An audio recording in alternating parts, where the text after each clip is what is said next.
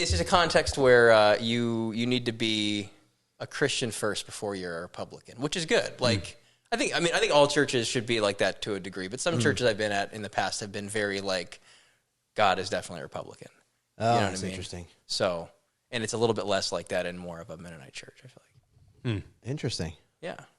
It's a little bit more open-minded.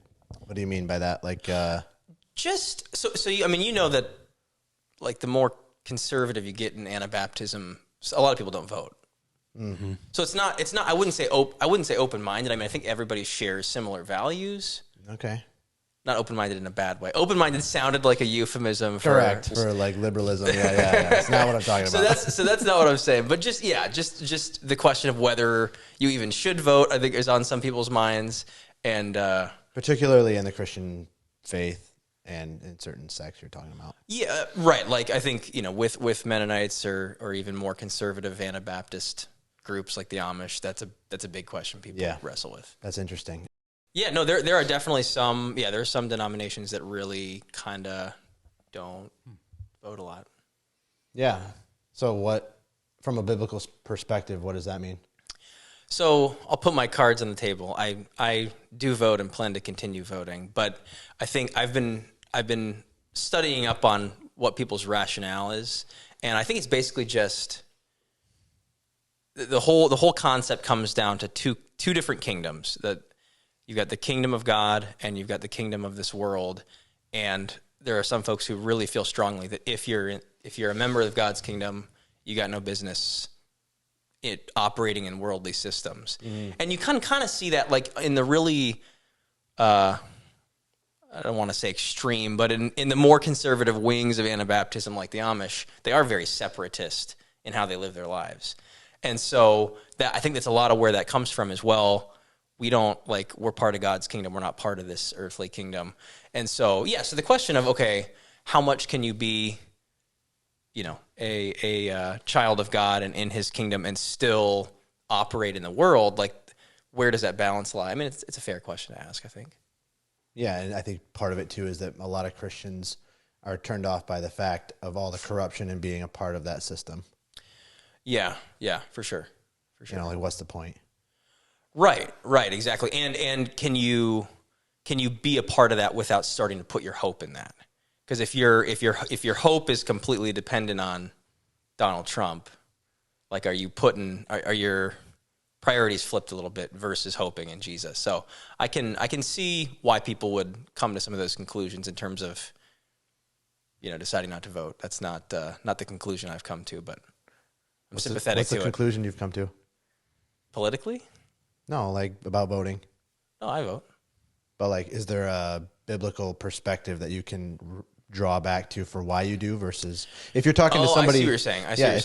If you're talking to somebody who's like, I don't participate in that because of the worldliness of it or the evil and the corruption, so I'm not going to be a part at all. So one of the first things that comes to mind is Daniel. Like you look at Daniel operating in really high levels of government in a couple different regimes, including when like the whole Babylonian Empire was overthrown and flipped over to the Medo-Persian Empire. Like he survived that switch, which is kind of interesting, but he did not hesitate to be involved in that way.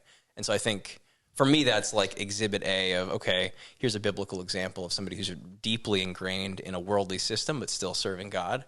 But I also think that the U.S., democracy in general is kind of, it's hard to just like shove a strictly biblical paradigm on top of democracy because you didn't really have a lot of democracies going on in the Bible. And so when you all of a sudden are in a society where you've got a seat at the table in terms of deciding who your leaders are, that's different than a theocracy like Israel or, the monarchies or whatever that you see in the Bible. So I think it's hard to just say, it's hard to paint with a really broad brush and say, well, we just can't be a part of that process. Yeah, and just to zoom out from that a little bit, could you see how being a Christian and having the obligation, I guess, even biblically to vote would stem into loving your neighbor? Right, exactly. I mean, like, I'm going to misquote it probably, but like when the righteous rule, the people rejoice, and when the wicked rule, the people mourn, something like that. I mean, that's like all of a sudden we can help decide if the righteous are going to rule or not. I think we should take that seriously. Yeah. Right now, am I saying Donald Trump is righteous? And I don't know. That's hard to say. But when it just comes down to the really pragmatic question of what do I want the future to look like for my kids, and can I help influence that now? To me, that's a no-brainer. How so? What's the difference between a Donald Trump presidency and what we've seen the last 4 years, and what the next 3 or 4 years could bring? Why do I think that sets us up better for success in the future? Yeah. That's a good question. I mean, I think you were talking about it with Tyler a little bit. All the 3-letter agencies and stuff, the NIH and the FDA and the. That's all we say because everybody else is listening. Right? Yeah. No, I should. There's some that I shouldn't name. The shadowy ones. But yeah, I mean, I think that you've got a team here on the Republican ticket, including folks like RFK Jr., who's going to be a part of that admin, who are absolutely anti-establishment. They just are. And so, yeah, for me, it kind of just comes down to establishment versus anti-establishment at this point. And I think there's an America First sentiment on the right that's good. Like, that's how nations should work. They should kind of be about their own prosperity. So, what specific issues would you turn to for anti-establishment characteristics? I mean, I think that the drain the swamp kind of tagline is the best way to boil it down. There is definitely a lot more momentum and willingness on the right, I think, to do that. And so, what exactly that looks like, I don't know. I know they're making lists. They're like, there's a really big effort to kind of make lists of, okay, here's the people who are kind of pre-vetted that like we like for involvement in all these different positions, whether it's judges or whatever. I know that they're making lists of the opposite to, like, here are the people who are really establishment that we're going to avoid. So a lot of that legwork is being done in advance. So I think that if Trump were to get in, he'd be able to move a lot quicker this time than he did last time in terms of cleaning house, so to speak. So I'm optimistic about the pre-work that's happening there. And then you wouldn't have the overhang of running again. Like, there's a little bit less to lose if you're in your second term. Right, exactly. Yeah, you have a little more bravery, I guess, or a little more courage. And just lessons learned from the first time too. Yeah, not only is there less to lose because you're not going to be trying to run again, but I think you also learn a lot the first time around. Yeah. What does draining the swamp do for the average American person? Well, draining the swamp, what does that mean? Maybe we should start there. So I think that the reason why Donald Trump got elected the first time was because drain the swamp was such a good idea. Like, that sounded good to people. And the reason why he didn't get elected the second time was, like, he had nothing else, like, he had nothing to top that. Like, the American people loved hearing, down with the government. This guy's like on our side. Then he runs again in 2020, doesn't have anything close to that kind of captivating message, doesn't get elected. Did he not? I don't think so. And we're canceled. Great. Yeah, I think he could have pulled out the same thing and just kept saying drain the swamp, and he probably would have won. I think so. My question is, what's the benefit to the average American who doesn't feel like the federal government affects them a whole lot when there is an anti-establishment government in place? The swamp has been successfully drained. What kind of policies result from that makes life easier and makes us care about something like that? It's great to hear, anti-establishment, but is that just so that we can get policy through faster for people? Is that to stop, because we don't want to stop that part of the government. That's the good part of the government. Checks and balances, it's good. Yeah. So how do we benefit from anti-establishment government and draining the swamp? So, I mean, you could answer this question by getting really specific and speculating about things you think would change. But I think the broad answer is there's an accountability problem. There's a lot of different people in a lot of different roles that are not elected, that just kind of are permanent fixtures in these different agencies and roles. And really, I don't think feel accountable to the American people, don't act in a way that shows that they feel accountable to the American people. And so, are we all consciously aware of how these different administrators affect our day-to-day lives. I don't think we are. It's kind of a frog in the water issue where the water is already pretty hot, but we're used to it. And but I think we would notice immediately if those people were to not be there all of a sudden, and there were to be more accountability. So that'd be the broad answer. Do we just pay less taxes for less frivolous activities, or what? I mean, hopefully you'd see a tax impact for sure. Yeah. I just struggle to see any real impact. Regulation, though. I mean, there's just even beyond taxes, the piles of regulation that are just on mounds upon mounds of regulations, I think, do make life more difficult. And seeing some of that rolled back, seeing businesses and people more free to just do their thing would probably shine through pretty quickly, I would think. Yeah, I think that sounds great. I think on a federal level, I think on a state level is what probably matters more for us, right? Like, I think it sounds great, but something about it like makes me feel like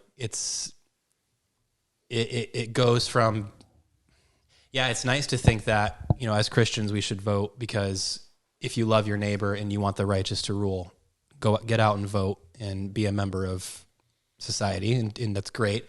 And then it's like, well, it's hard not to feel like the average Christian is going to vote for what you said at the beginning of the podcast, the reason being God is a Republican. Because if that is the attitude, like what you're voting for isn't actually going to affect your everyday life or your neighbor's everyday life. I don't know if that makes any sense, but I don't know, it feels very discouraging to me. Like I'm not saying that you are this way or I don't know. I just feel like the average, it's hard to feel like you're getting out and voting for something worth voting for when it just feels like, yeah, God's a Republican and that's why we vote, because we don't actually know how these policies, how this is, we don't actually know that if we win, how it's going to actually change our lives. So I feel like a lot of people for a lot of years were voting primarily because of moral issues. So like I'm talking Christians in particular were voting because of LGBT stuff or because of abortion stuff. And that's kind of like, I think we've kind of lost that battle a little bit. Like even Trump is saying things this time around when it comes to abortion that Christians, you know, a couple decades ago would have been like, man, that's a liberal right there. And now all of a sudden, you know, Trump can talk about exceptions and stuff and nobody really bats an eye. So I think hopefully Christians are realizing that on the moral stuff, we don't have a best friend in the Republican Party, and that maybe that's a little bit of a good thing to help people see more clearly.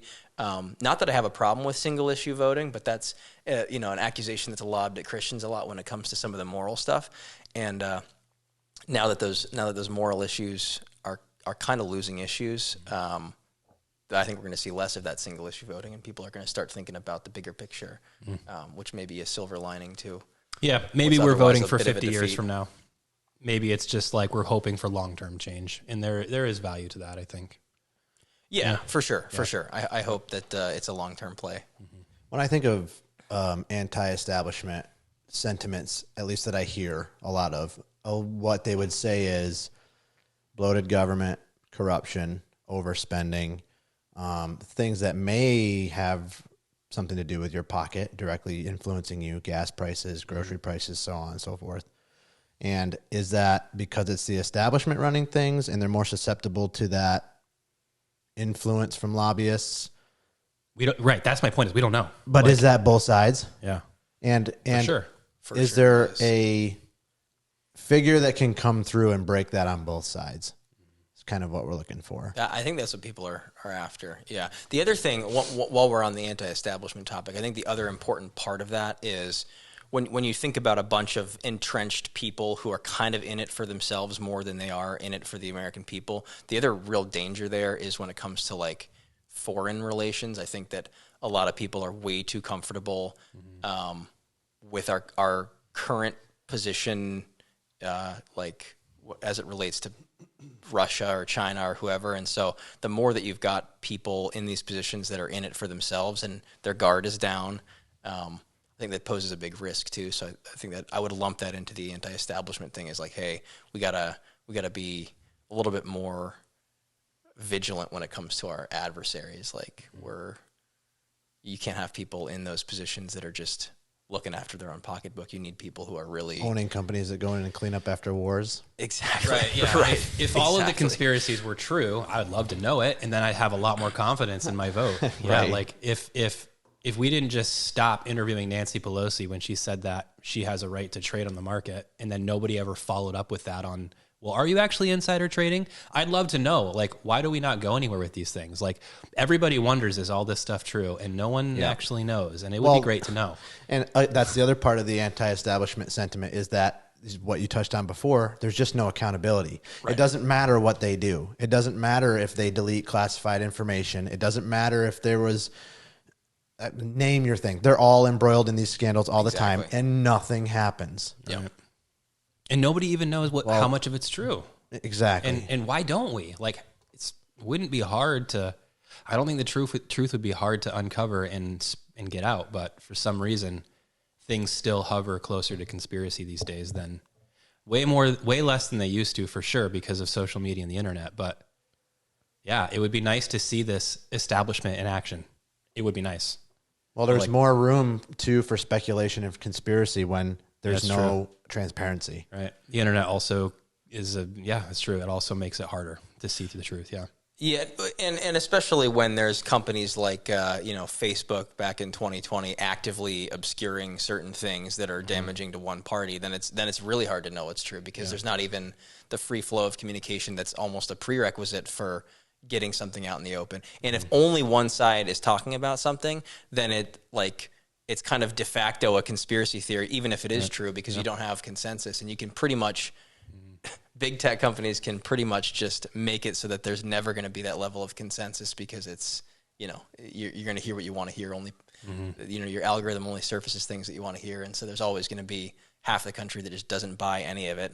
But also with consensus, there's also an active role on the other side for nefarious action, like intelligence agents saying that something is Russian disinformation when it's not. So that's not even consensus of what the truth is. That's blatant lying. Right, but then you have, and now that we know that there was blatant lying, or well, when I say we, I mean the three of us here know that there was blatant lying, but there's still half the country that doesn't know or care that they made that up. You know what I mean? So That's tough. It's just, right, there's never, it's this kind of classic problem where everybody sees the initial headline and nobody sees the retraction that's buried 2 weeks later. Has there ever been a time when, I wouldn't say that specifically in the Democrat Party, I wouldn't say there's a lot of enthusiasm for their candidate. It's more enthusiasm against the other side's candidate. For sure. So a lot of people are voting not for the Democrat nominee, but to vote against the Republican Which is nominee. kind of the flip side of what happened in 2016, I feel like, with Hillary. Like that, everybody was just so turned off by Hillary that it was like, all right, we're not going that way. Yeah, Ben Shapiro talks about that. How usually the loser of an election is who is ever on the receiving end of a referendum of the past. So 2020, it was kind of that same pendulum swing against Trump, especially through the pandemic and all of those things. Because before that, you're talking February 2020, he was a shoo-in to get a second term. He was killing the polls. I think he was a shoo-in until about 1 a.m. on the day after election day is what it seemed like to me. I don't know. What do you mean? Yeah, that's a whole other thing. All of a sudden, there's a lot of ballots entering the equation.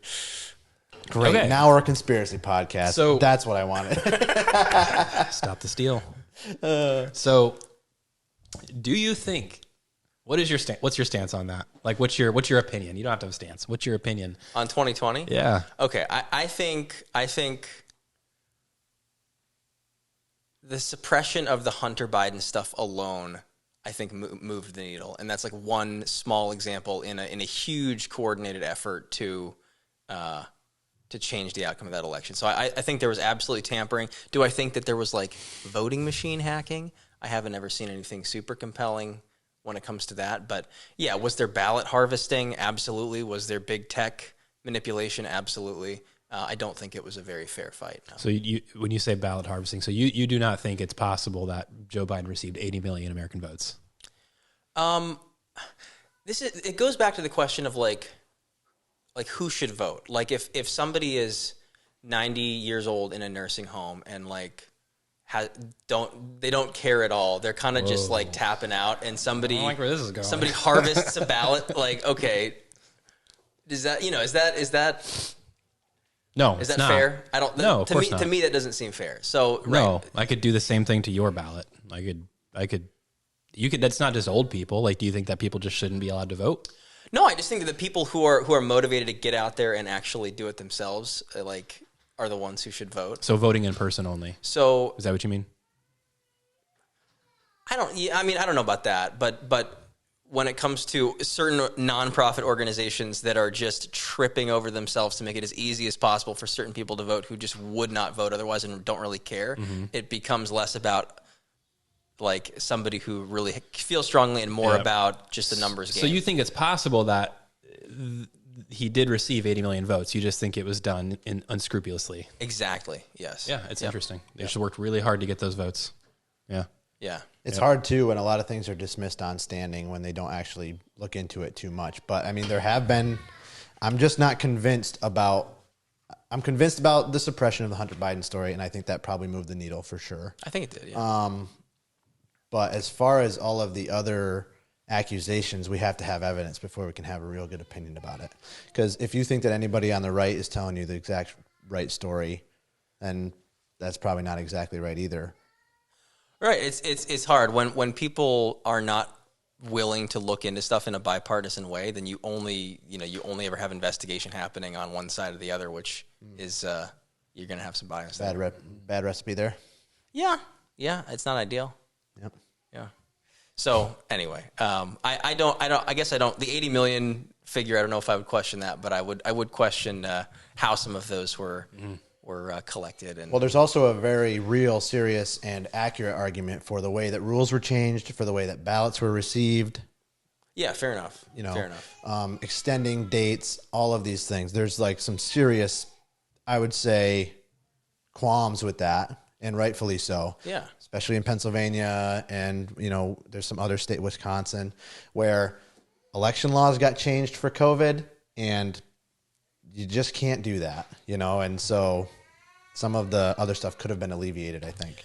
Yeah, I mean, it kind of goes to a really fundamental question about how voting should work. Because if you think about it, the highest barrier to entry would be saying, well, you could say only landowners can vote like they used to do, and that would be a pretty high barrier to entry. So that's getting into shifty ground, right? Is that the right approach? Probably not. But pay taxes. Do you say, listen, you've got to show up in person on election day, paper ballot? Do you set the bar that high, or on the far other end of it, do you say, okay, we're going to print a ballot for every single person above the age of 18. We're going to get them all into your hands. All you got to do is just fill it out. And, I mean, that would be the other way of doing it, where everybody gets a ballot. Doesn't matter if they care about the outcome or not. And then there's all this tampering that could be done at that point. And so where does the balance lie between those two extremes?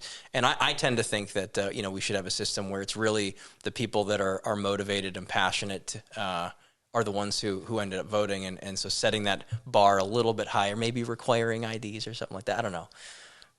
I can't believe you just said Yeah. that. I mean, it seems reasonable to me. If you're motivated to vote, bring a tax return. I pay taxes. I get to with vote. A positive number in the amount paid box.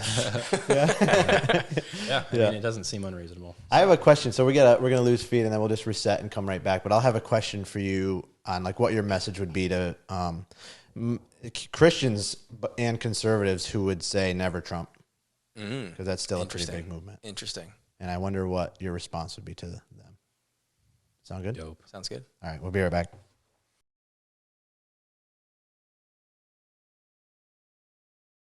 Okay, we're back. All right, when we left for the break, I mentioned wanting to get your answer to somebody who would say, can't deal with his rhetoric, can't deal with Trump's tweets, can't deal with his past, the things he says, never voting for him. Even for people on the right, what would you say? That's a little too much pearl clutching for my taste. I don't know. I get it. He's not a perfect guy.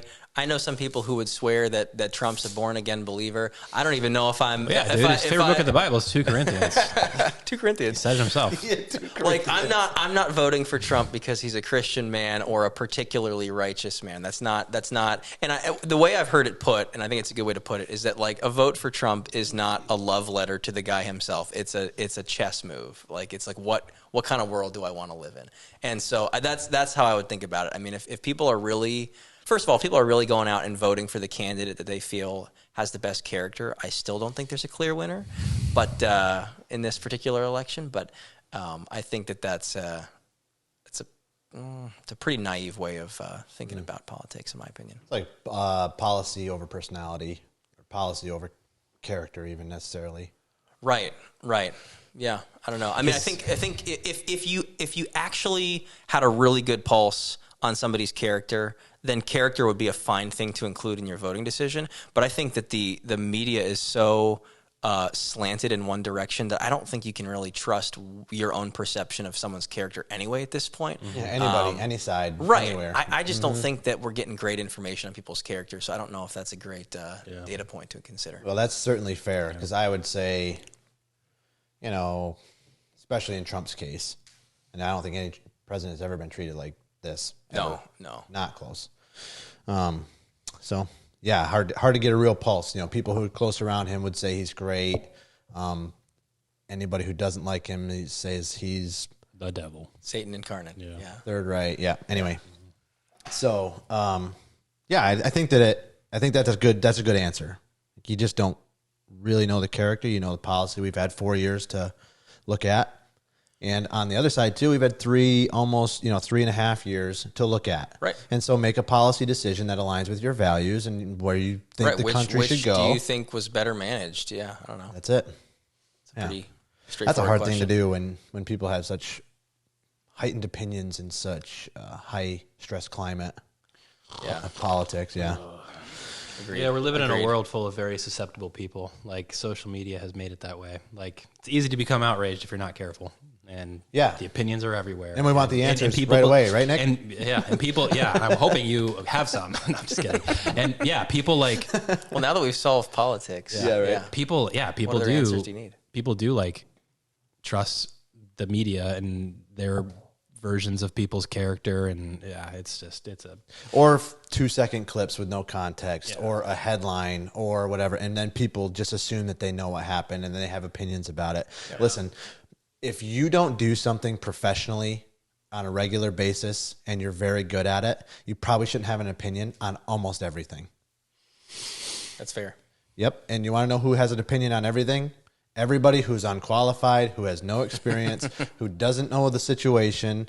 I can tell you, for example, this is a great example. When I was in my policing work, I would go to calls and know every single detail of that call. The next morning, watch that call on the news, and they get it all wrong. It's just like, this world that we're living in is so... needs the answer right now, and is not willing to do the legwork to go and put in the effort to learn what it is, that's actually going on, and then have an informed opinion. We used to call that critical thinking when we were in school. But to your point, I mean, so many of the people reporting on what happened or the details are just not even trying to get past their own biases anymore. They're just, everything is filtered through. Even if they had the truth, it's not as interesting. It's all as narrative story. building. It's all narrative building at this point. Yeah. Is that because it's mostly a business? Do you think it's clickbaity? Do you think it's certain policies? Do you think it's corruption? I think a lot of places that report the news, whether it's social media or whether it's more traditional news or whatever, have just been hijacked by activists who have a certain narrative they're trying to craft. And you're really not, as a reporter or a journalist or whatever, I think your hands are kind of tied in terms of how you cover certain stories. I think it's interesting. Depends what outlet you work for, I suppose. But I think that's really interesting. I think what happened was somewhere along, so like places like Fox and CNN and all these MSNBC, back in the day, nobody knew yet that outrage made more money than sticking to your, these are the values that we report on. This is Fox News reported the way they. Yeah, exactly. I think there was like a blend into like modern day media. Like somebody said something wrong. It got a little attention, but there was like, we don't want to delve into that. And then somebody else said something that was outrageous, and like that got like a spike in attention, but it still wasn't enough to make them change their minds. And it just like blended, where then everybody in legacy media realized, holy crap, outrage actually, we've been wrong this whole time. Outrage sells more than what we've been doing for the last 50 years. They all and do now that. That's why they do it. Like, Yeah, I think that was part of the evolution. I don't know if that's where we've landed, though, because I do think that even above ratings, narrative building is now kind of the name of the game, even if that narrative is not getting the most clicks or watches. what would be like the legacy media's incentive to narrative build instead of chasing profit? Depends who owns the outlet, right? So, like, does it always go back to money at some point? Like, is the DNC paying off? I don't think it necessarily goes back to money. Which outlet is it that Bezos owns? Doesn't Bezos own one of the big, huge? Is it the Washington Post that he owns? Washington Post, yeah. And so someone like Bezos, I don't think that every decision he makes is money driven at this point. I think it's about power. I think it's about his own values. I think it's about a lot of things. not just money. Ideologies. Yeah. I guess like you get to And a he's certain just level. he's one example. I think there's other big boys out there. Yeah. More We girls, could never understand, an like- equal opportunity. We conspiracy theorists here, but Like the peasants like us could never understand getting to a level where like money doesn't motivate you as much as something else. speak for yourself. So That's why Elon bought Twitter. yeah, like you're right. Like, what is Jeff Bezos motivated Exactly. by money? Yeah, Elon Musk, like less motivated by money than. Right, that Twitter decision was not a dollars and cents thing for Elon. No, I think it was the opposite. Exactly. I think he took a big hit. And, well, we'll see. Nobody really knows. It's not publicly traded anymore, so. Right, But, like, yeah. what the value actually would be of Twitter, or X. But I don't think that was his motivation, though. No. I think that's been pretty clear. Yep. Yep. But at the same point, you don't really know people. I don't know them. You can only gauge on what they're doing and their actions. You don't know their thoughts. You don't know their future plans. True. Yeah, And actions speak pretty loud. I think They do. you can learn a lot from watching somebody's life. yeah. He lost me when he said the moon landing actually happened. Oh, speaking of Elon, did you see the booster get caught? Dude. That's maybe That one of the video was craziest insane. things I've ever seen. Did you see the close up of it?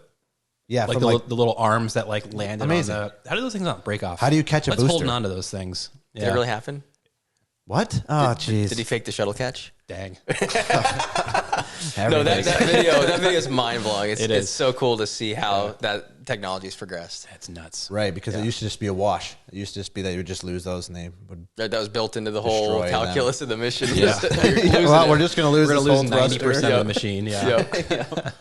Yep. No, and if you can do that, like with a machine, how many stories tall was that? It's like 17 stories. Something or- crazy. Yeah. Some insane. It's a Hard to building. appreciate from the video. It's a building. From Yeah, the video, you building can't makes it even look tell. like it's just a little thing that's caught. Yeah, no. It's building in the middle of nowhere. Yep. Yeah, like imagine catching a silo, like a grain silo, Dude. with big giant arms. That's actually, That's a kind of silo. what it's like. Yeah. I can't even imagine the structural integrity that both of those, the rocket or the booster and the structure catching it, have to have for the weight of the entire operation, not just like everything just Engineering, breaks mathematics, apart. Yeah. just the thrust and the way that it manipulated itself just through thrust. Yeah. Right, seeing the angle it kind of came in Yep. at, and, And then you it, could like, tell that it quickly was firing, adjusted. more and more to slow the descent. And Yeah, I think you could see the little teeny. there's a lot of little- smart people working on that. probably Holy massive, cow! but in the video you could see each individual thing like turning. If you looked close and you could see through the flame, On you the could see them bottom? like turning to like Yes. direct its thrust in Amazing. different directions. Yeah, that's pretty cool. It's cool. That gives you that's one reason for a lot of hope, at least. Not that we want to put our hope in technology, but things are still moving forward. That's good. I thought it was interesting what you said about the perspective for people to get out and vote based on even peacemakers in the world.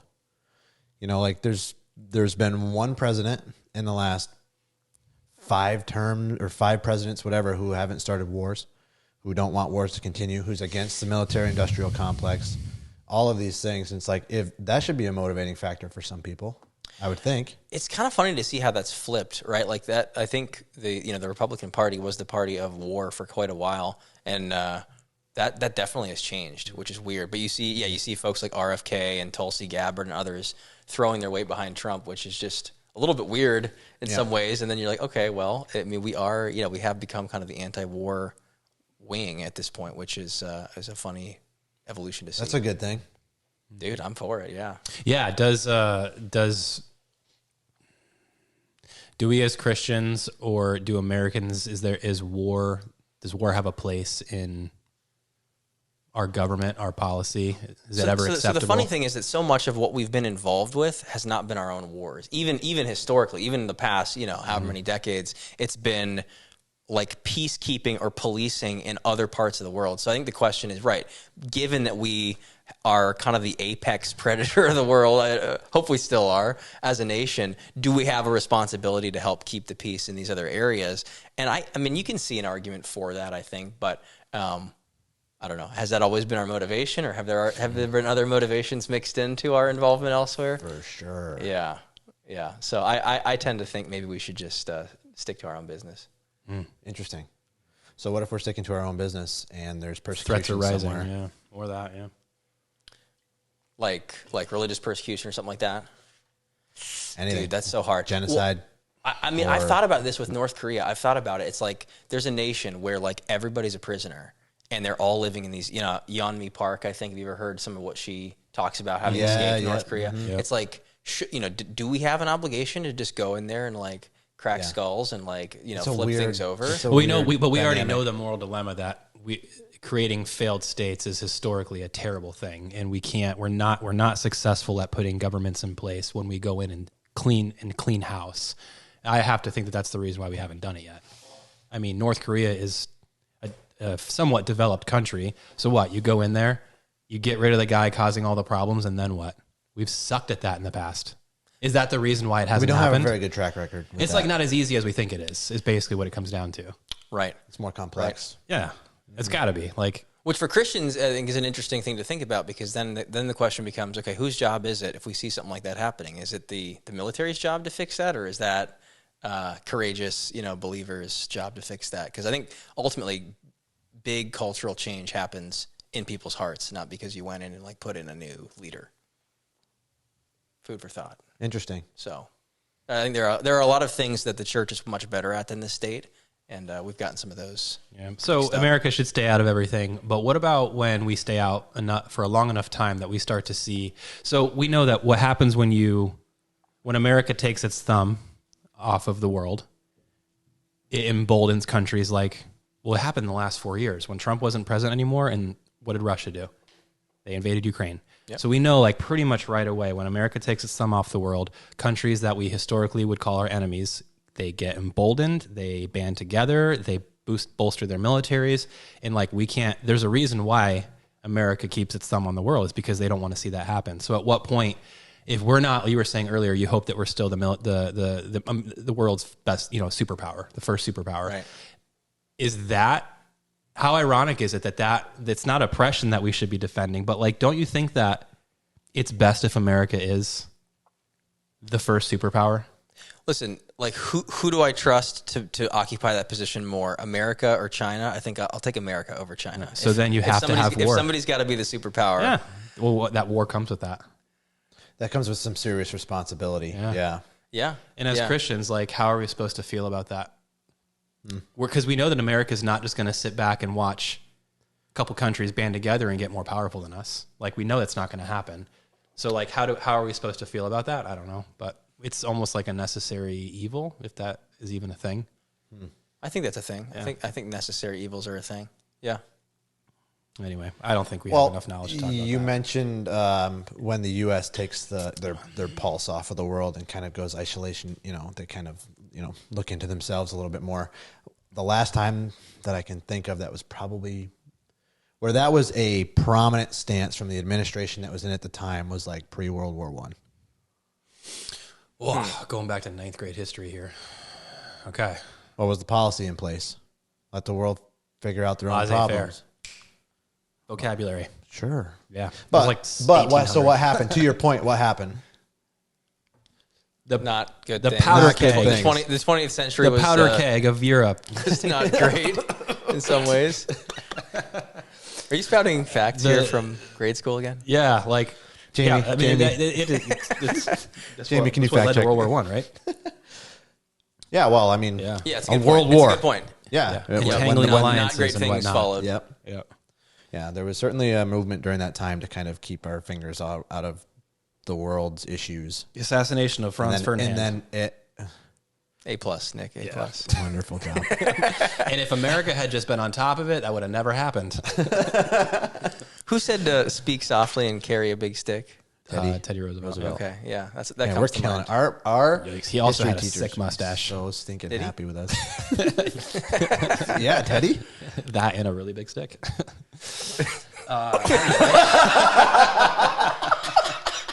Well, your history class was another level. I don't think that saying means what we think it means. I think that you're wearing your school colors. Is that a good choice? All right, let's move away from that. I got all serious and but in very important stuff, I think. And I think there was a lot of good ground there. Just from my perspective, it comes down to voting your values. I can disagree with your values. I can disagree with the motives. I can disagree with all of those things. But finding out where you lie in your faith, where you lie in your convictions, Yep. that should be the motivator. Because like you said before, there is a lot of people who will be like, God has sent Trump, and this is what's going to happen. And I can't tell you how many times during 2020 I had so many people telling me during the whole election issues and the ballots about how, prophecies of what's going to happen that didn't come to fruition. I heard all of it. And like, how can you just remove yourself from those echo chambers, and you get down some holes and then you start believing everything you see? And it also doesn't mean that God didn't send him. Let's just make sure that that's clear. Fair enough. Because we don't know. Yep. So I also want to make that clear because that could shift some perspective. But yeah, so I think it's. I was going to look it up, but I'll try to just quote from Do it. memory. We got time. But Romans 14 though, I think is a chapter where it talks about. There's a lot of discussion in that chapter about issues of conscience, and one of the phrases that Romans 14. Yeah, and one of the phrases that sticks out to me is Paul says, each should be fully convinced in his own mind. And so that's, to your point about voting your values, I think what's most important is that people are taking it all seriously and, putting in the time and effort to really uncover what their own convictions are. And if one person is fully convinced one way and one person is fully convinced the other way, it doesn't mean both are right. Somebody could be wrong, but I think that's, I think that whether to vote or whether not to vote is an issue of conscience for Christians, and then if you're choosing to vote, who to vote for is an issue of conscience, and full conviction is important. I think we owe it to ourselves to be fully convinced. Unless you're a Democrat, then stay home. Just kidding. Just kidding. I can't get away from what you were saying. Yeah, earlier you said something about like God. What did you say? It was right before you said the opposite of the church idea that God is a Republican. A healthy church instead has. It was something that alluded to like, are you allowed to not be a Republican in the church?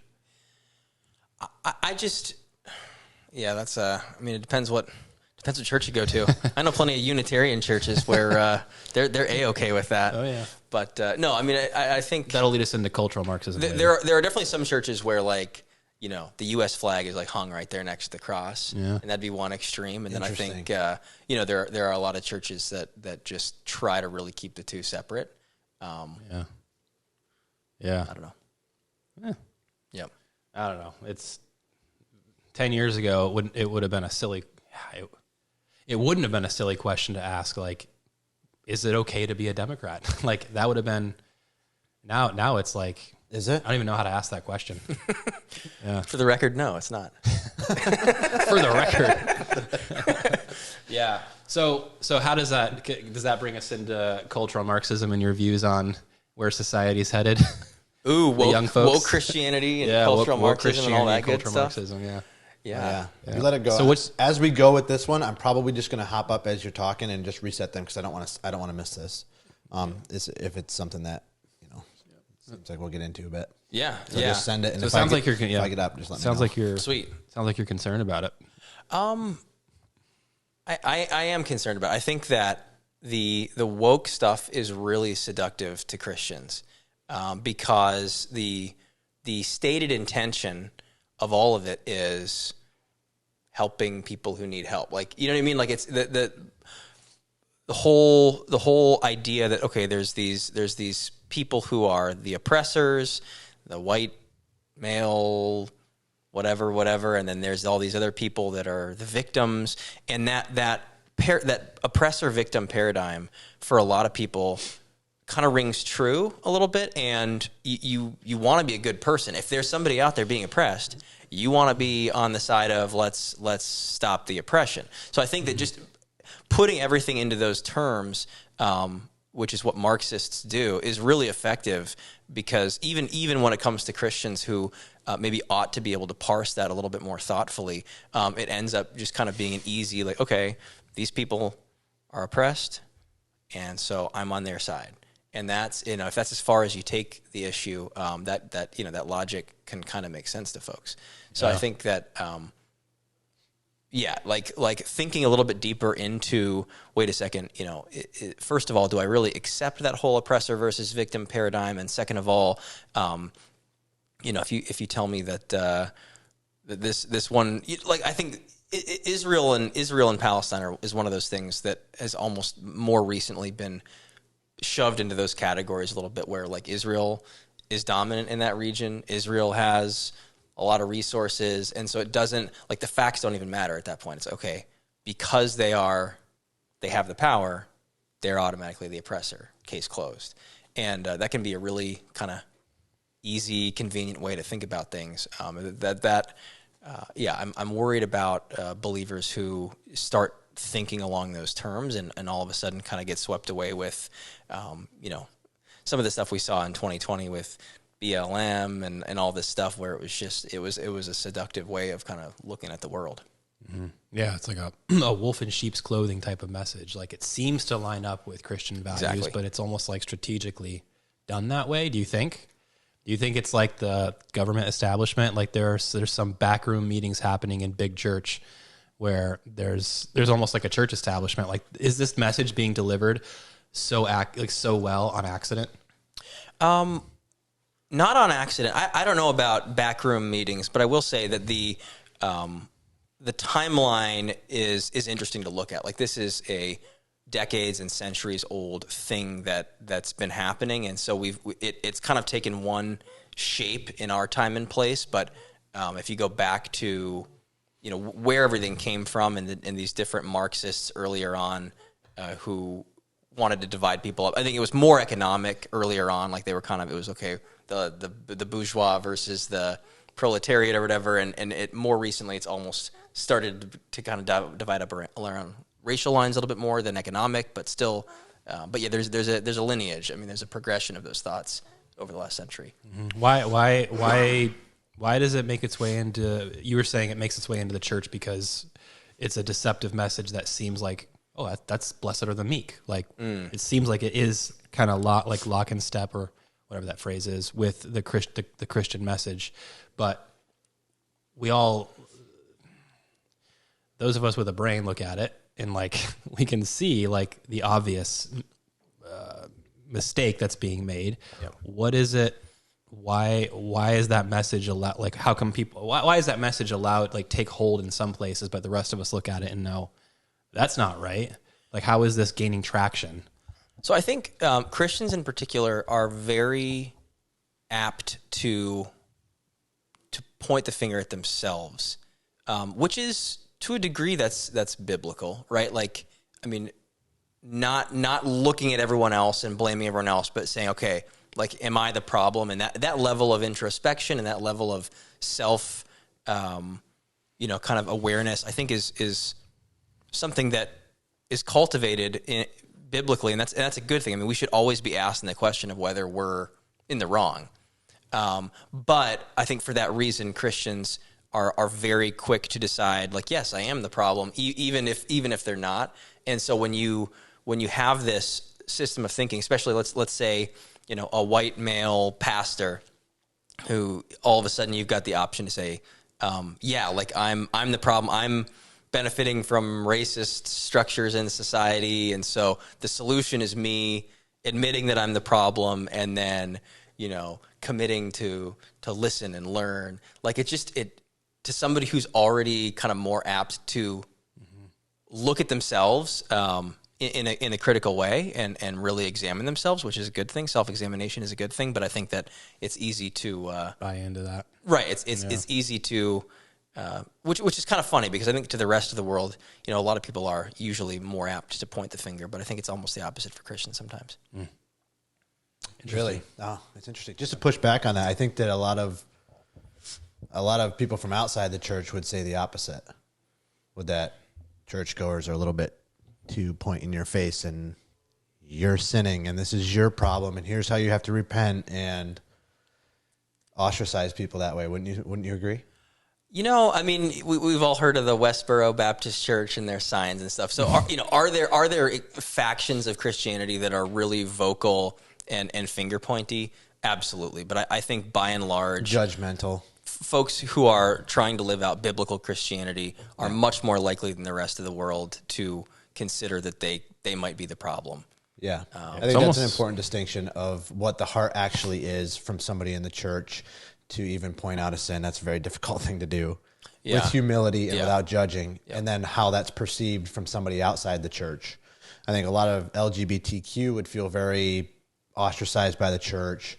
There's a lot of stuff going now recently about abortion that the church is discouraging women who go through with it, and so on and so forth. I don't know how true that is.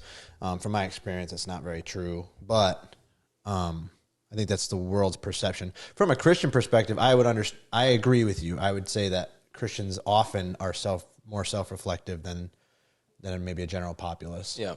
Yeah. Well, I think too, if you draw lines and you say these things are bad, it doesn't matter if you say that as quietly as you can. If people know that you're drawing lines and they know that what they're involved with in their lifestyle is on the wrong side of that line, they're going to feel that from you, even if you're not shouting it from the rooftops. So ultimately, we understand as believers that there's sin and there's righteousness. And I mean, as soon as you say, even if you whisper about sin, somebody's going to hear that as a yell. I mean, if somebody's living in sin, I think they're going to hear that a lot louder than you're saying it. Almost like there has to already be a culminating work in them to receive it first. That's biblical, my friend. That sounded biblical. It is. That was good. I can find it for you. I think it was Paul that was talking about that. Yep. About how a heart that's not already being cultivated is deaf ears. Yeah. Well, I think one way I've heard it said, it might be the same thing you're quoting, is that the cross is foolishness to those who are perishing. Basically, like if it's just not gonna sound right to those who are perishing. Maybe in I hate to say the church is apostrophe S because I don't want to lump every single church into one category, but like from a macro perspective, the church sounds like, what's that? The bride of Christ. We can talk about it collectively. I think that like we blew right past acceptance into, like we were almost like, we need to figure out how to reach these people. And like we blew right past that mark into everything's okay. I'm the problem. Everyone's welcome. It's my fault. Exactly. Like we That's blew where right we've past landed. the mark. That's where we've landed now. Yeah, I don't know. It's not hard to see. I think it's been happening for a while. Yeah. Yeah, I mean, it's a hard, it's hard to thread that needle a little bit when speaking the truth in love is not a particularly easy thing to do. If you got the Holy Spirit, then that helps a whole lot. But being able to stand firm on issues of right and wrong, but still love your neighbor and be an ambassador of Christ's love, like to do those things simultaneously is not intuitive. And so people have made both mistakes. People have over-indexed on love with not enough truth, and vice versa. And I think that it's up to each of us to try to thread that needle in our lives. That's not gonna lie, I do think that the reason I do personally think that one of the biggest reasons why it's become such a problem is that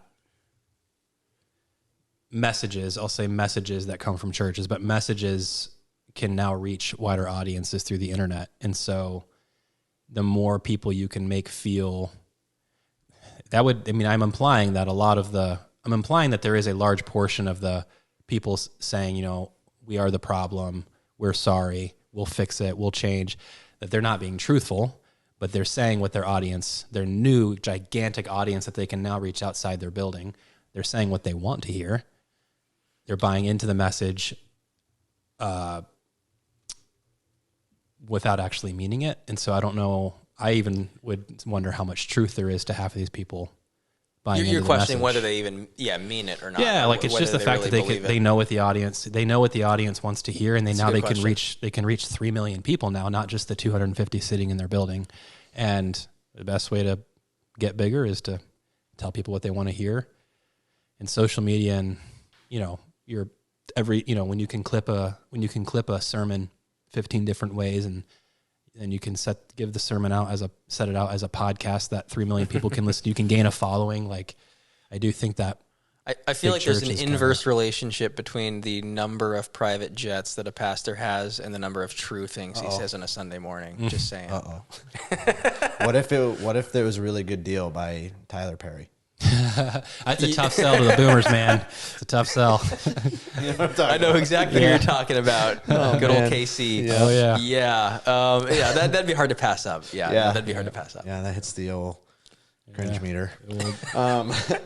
I can't remember the exact passage in the New Testament, but it was talking about how God has to soften somebody's heart for them to hear. Yeah. Anyway, so it's almost like you're knocking against a door that's locked, Right. and until God moves the pin, the door is not going to open. Right. But Matthew 13:15 says, "For the people's heart has become calloused. They hardly hear with their ears, and they've closed their eyes. Otherwise, they might see with their eyes, hear with their ears, understand with their hearts, and turn, and I would heal them." Yeah. So that's kind of what you're saying as far as like the judgmental part goes.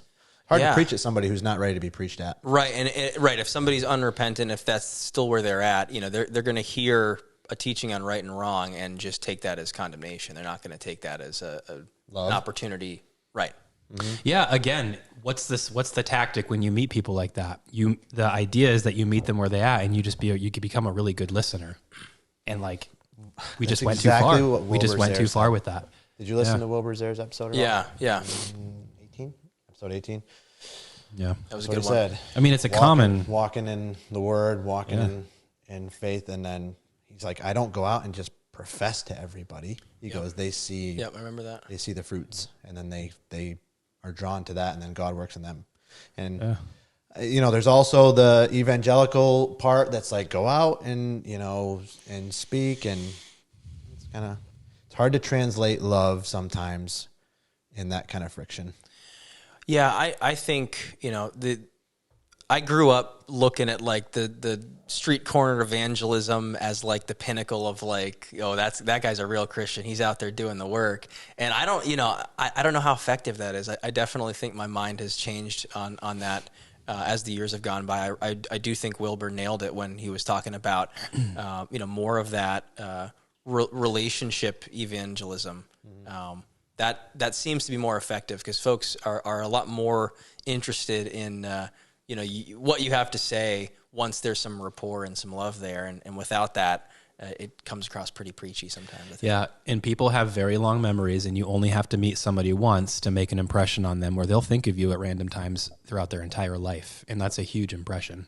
Yeah. And that's how our brains work. Yeah. Like, if I never saw Wilbur again ever for the rest of my life, I'd never forget the interactions I've had with him. And how much more effective is that than that guy that was screaming at the corner that one time I was walking down the street or whatever, right, the hellfire and brimstone kind of stuff. Yeah.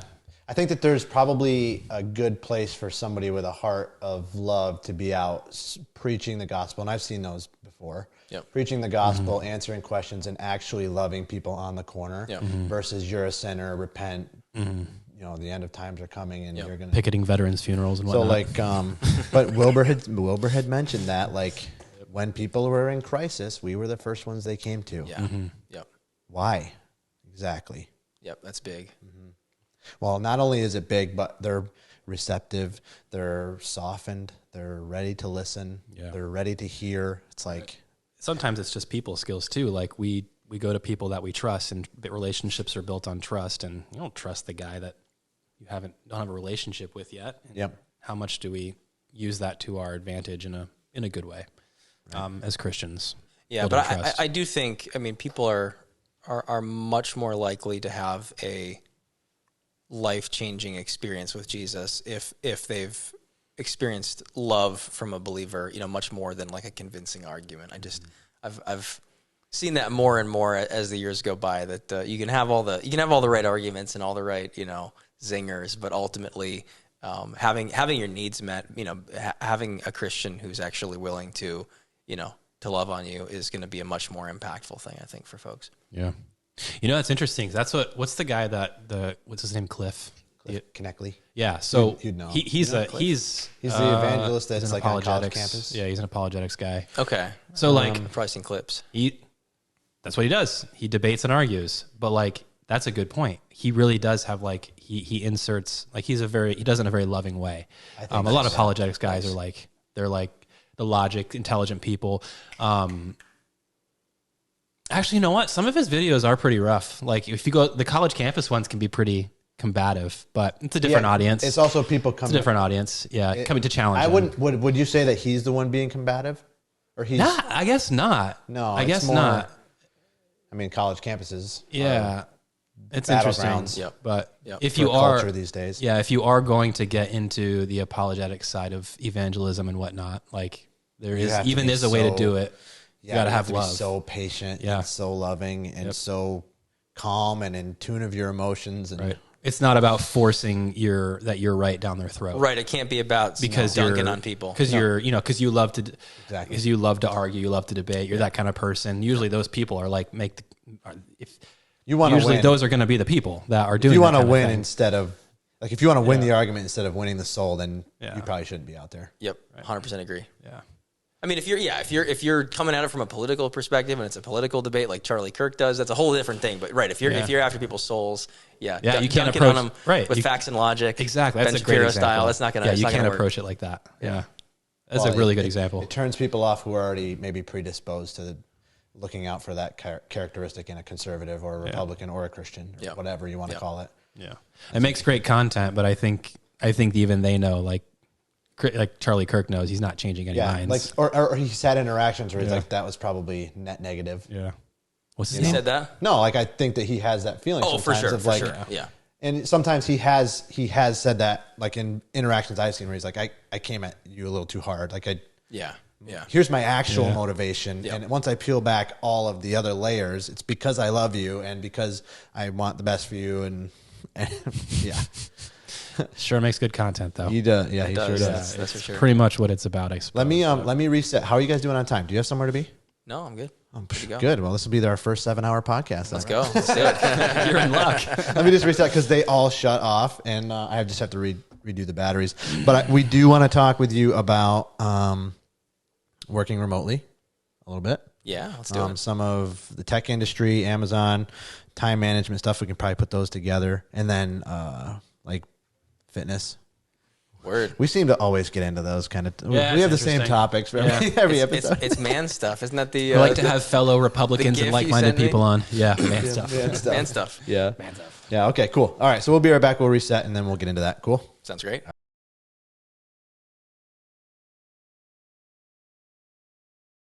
We're back, everybody, talking about my caffeine addiction. Yeah, we actually stopped drinking caffeine for October. We asked Chris if they have any spots at Hunter's for caffeine addicts. For caffeine addicts. No, 200 milligrams.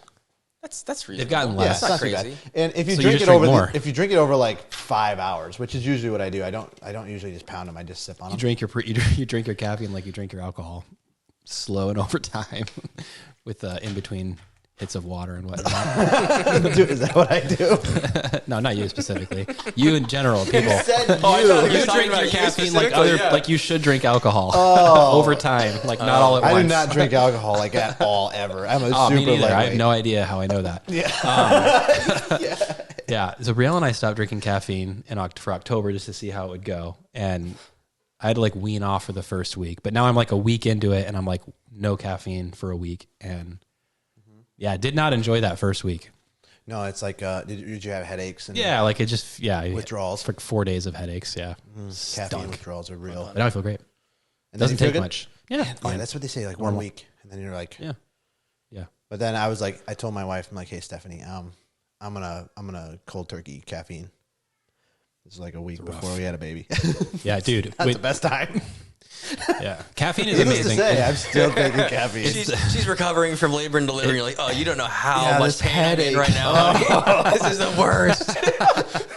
Me so cranky because I'm so tired. She's taking care of you. Yeah. There's crashes too. Yeah, caffeine is the easiest drug to like get off of cold turkey. You could probably be drinking is. 600 milligrams of caffeine a day, and then 3 days later you're good. Like, Yeah, but it's if you those just 3 cold days turkey really it. do kind of stink. Did it again.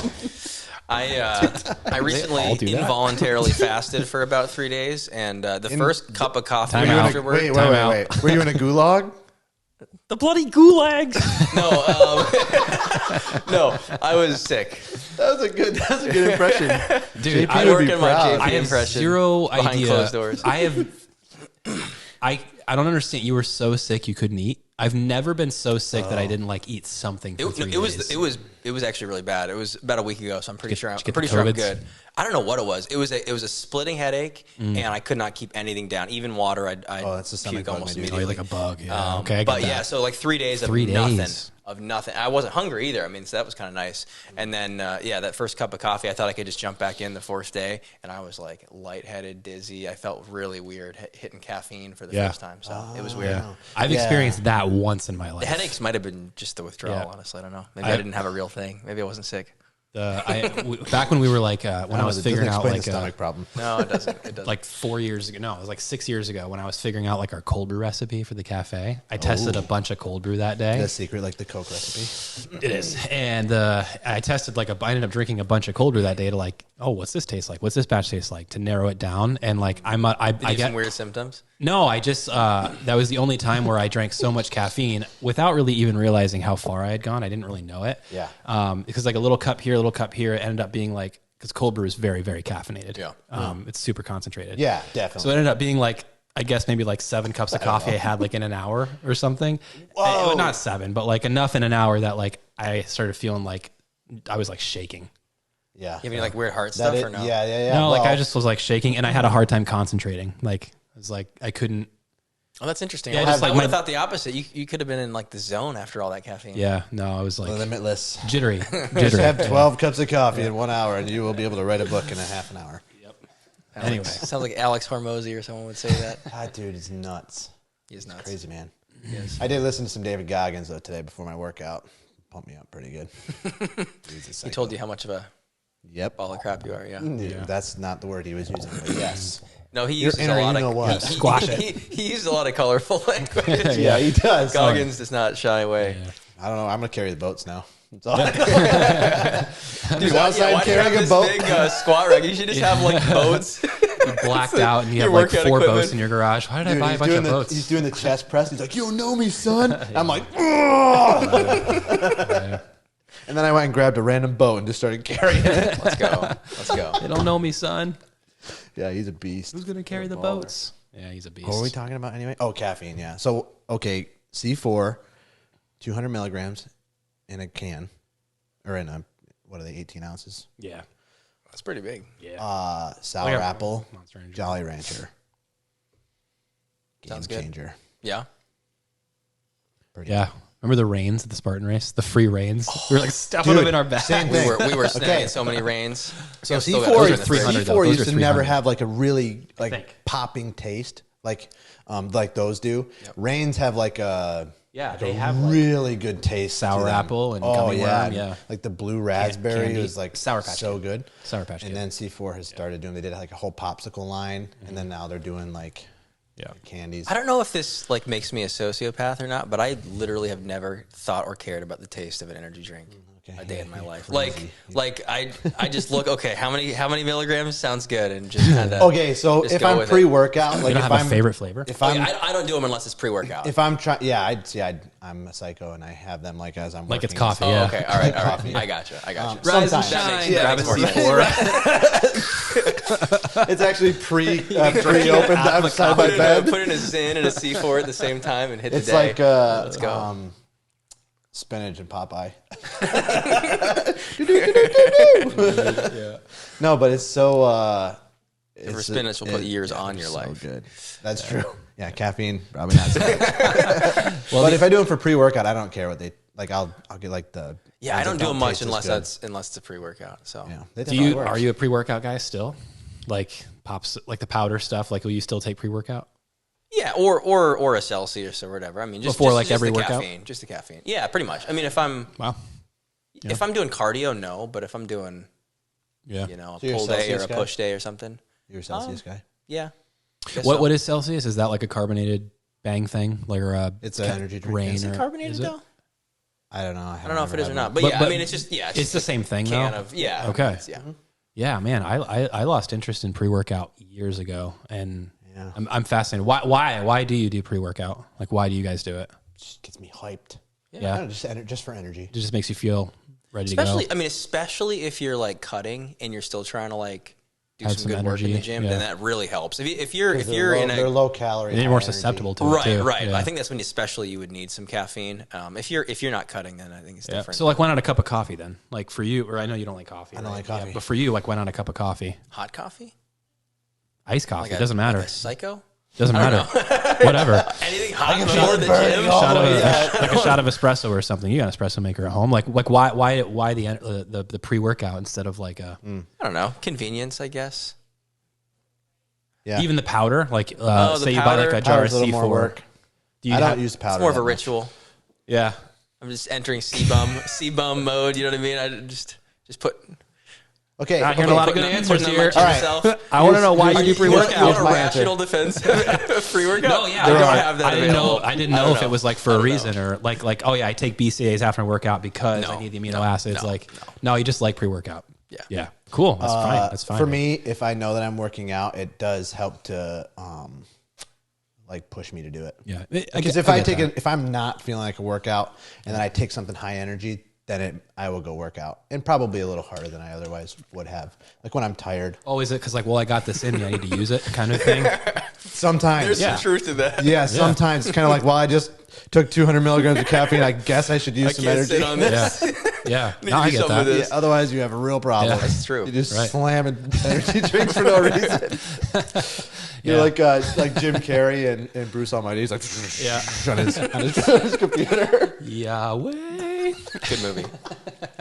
Yeah. Okay. So I just don't like the tingly feeling. I think that's probably initially what got me. Yeah, I've never gotten that.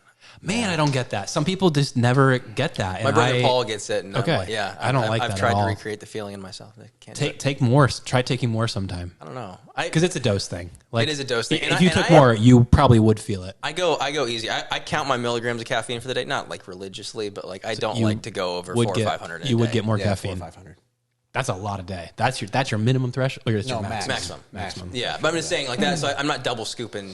My pre-workout. I'm going pretty conservative. If you want to know what it feels like try double scooping it someday, and I bet you'll get at least a little bit. Dude, double scooping. Do you know how many? Well, it sounds like he has to. Those though.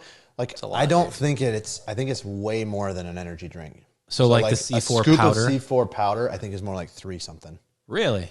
That's pretty. Which they make the ones I use are 150 or 200. Oh, okay. They maybe used to be. They have reduced. Well, let me see them. the one that I use. I use Flight by BPN. Bangs used to be like 300 milligrams, or was it C4s used to be 300 milligrams? Now everything's down to 150 or 2. Yeah. I do think the Reigns were 300 still. They were, but you don't see the much Reigns above are 300 200. and C4 has one. Monsters used to also be like 300, but those are now like 150 or 2. Okay, there's actually Celsius has like there's the regular size cans, and then there's like slightly bigger cans of Celsius that are 300 as well. Okay, they're like 12 or 14. They give you the choice. I think the consumer. I think they challenged by choice. That's so 300 per scoop in the Flight stuff that I have per upstairs. scoop. 300. Okay, scoop. Yeah. So you can't really double scoop that. No, you might. That'd be a bad your idea. Heart might explode. So you just lucky you. You just won't ever have to worry about that awful feeling that your face gets when you take pre-workout. Ideally, I would like to get off of it completely and have like the natural energy stores again, because I do find that if I go like a week where I only have 200 in a day, then like at the end of that week I'm like, oh, I've only had 200. I feel fine. For the first 4 days, it definitely it's rough. It's rough. Yeah. Apparently, too much caffeine raise. Apparently, you don't want high cortisol All you do levels. is get dizzy. Apparently, caffeine raises your cortisol levels, which is it's not good. I know it's not good. if you want to be less stressed all the time, don't drink 800 milligrams of caffeine a day. And I'm now learning that you can actually subsidize some of those same feelings that you get from caffeine with electrolytes and proper hydration early and stuff like that. So I wonder too if I can get that on point. Salt water. Yep. Drink your salt waters. Yeah. Well, that's electrolytes, I guess. Terrible. It is. It's run out to the ocean, grab a cup, just slam it down in the morning. That's the way God intended. I think hydration makes you feel, I think proper when you're actually hydrated, I think you do feel more alive and energetic than when you are jacked up on caffeine. Yeah, it's kind of like what we were talking about with fasting too, with Tyler. Yeah, a little bit. Yeah. But anyway, okay, so let's just get into your work. Does it sound good? Let's go. What do you do? I'm a business intelligence engineer, which is more technical than a data analyst, but less technical than like a data engineer or a software engineer or something, if that makes sense.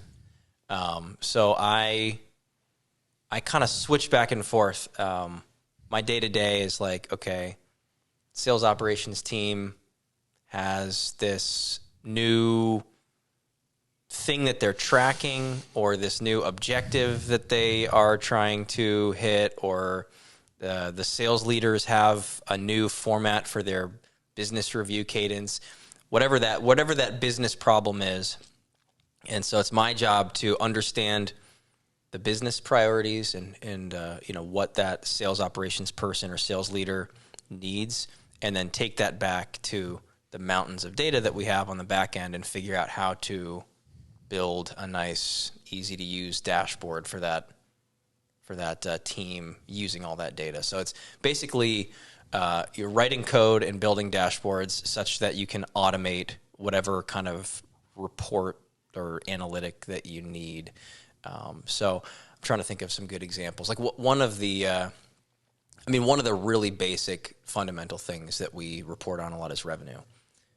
Amazon Web Services sells cloud things.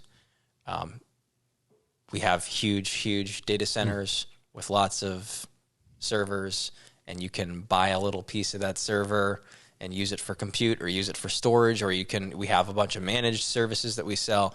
But like purchasing compute is one of the really basic things people do. You want to run a workload, but you don't want to have a big data center in your building. You'd rather just have the cloud do it. The cloud, it's really a data center in somebody else's building. Mm-hmm. And so that's what AWS sells.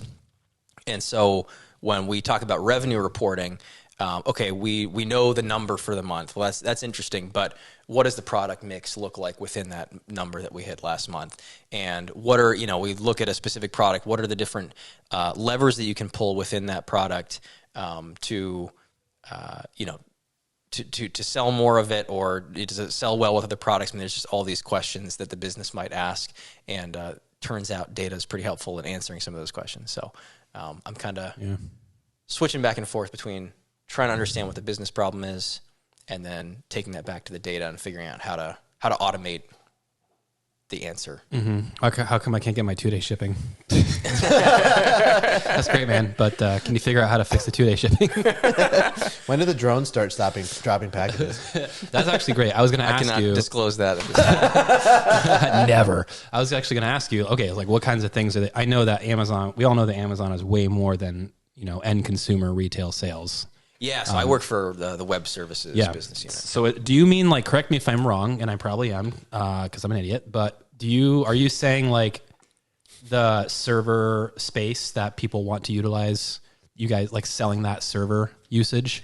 Is that what you mean? Yeah, so like Amazon providing server services? Cloud is such a kind of a nebulous term, but what cloud means day to day for any customer of Amazon is, okay, instead of building out my own data center infrastructure, I can just rent from Amazon and use all their servers that they've already got, and I can access it all through my browser, right? And so some of those services are really basic, like storage. Like I just need to store stuff. We got a product called S3, Amazon S3, and that's the name of our storage product. You can store as much as you want. You pay by the gigabyte month, basically.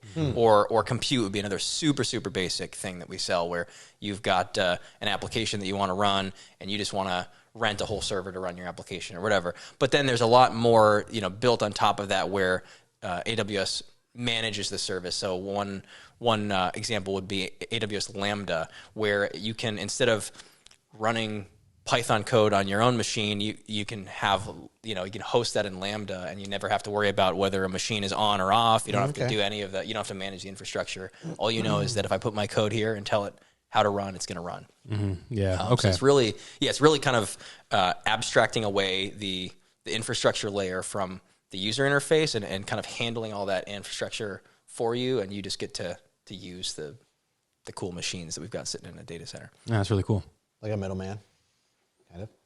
Yeah. Yeah, it's like how any business would basically outsource, their obvious operations. These are the operations behind the computer side of things, and it's like outsourcing all those functions. Yeah, and there's huge companies that I don't know if I could name or not, but that the product that they've built it on top of AWS, and so people use this platform, but all of the work that's being done under the hood is being done on AWS infrastructure.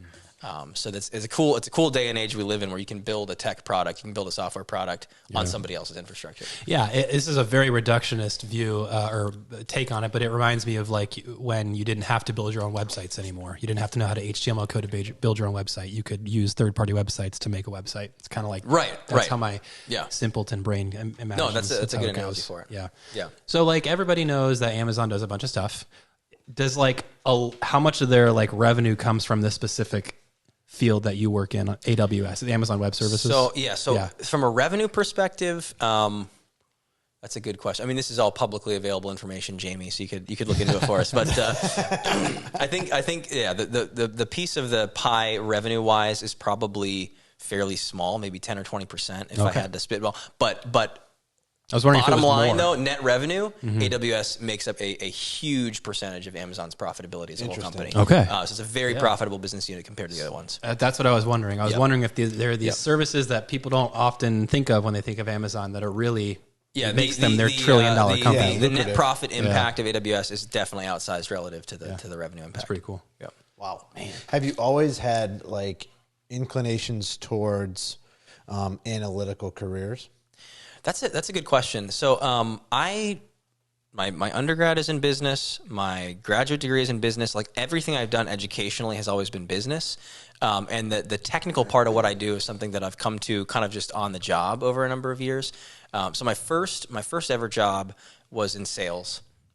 It was not super high tech, just talking to people, selling things.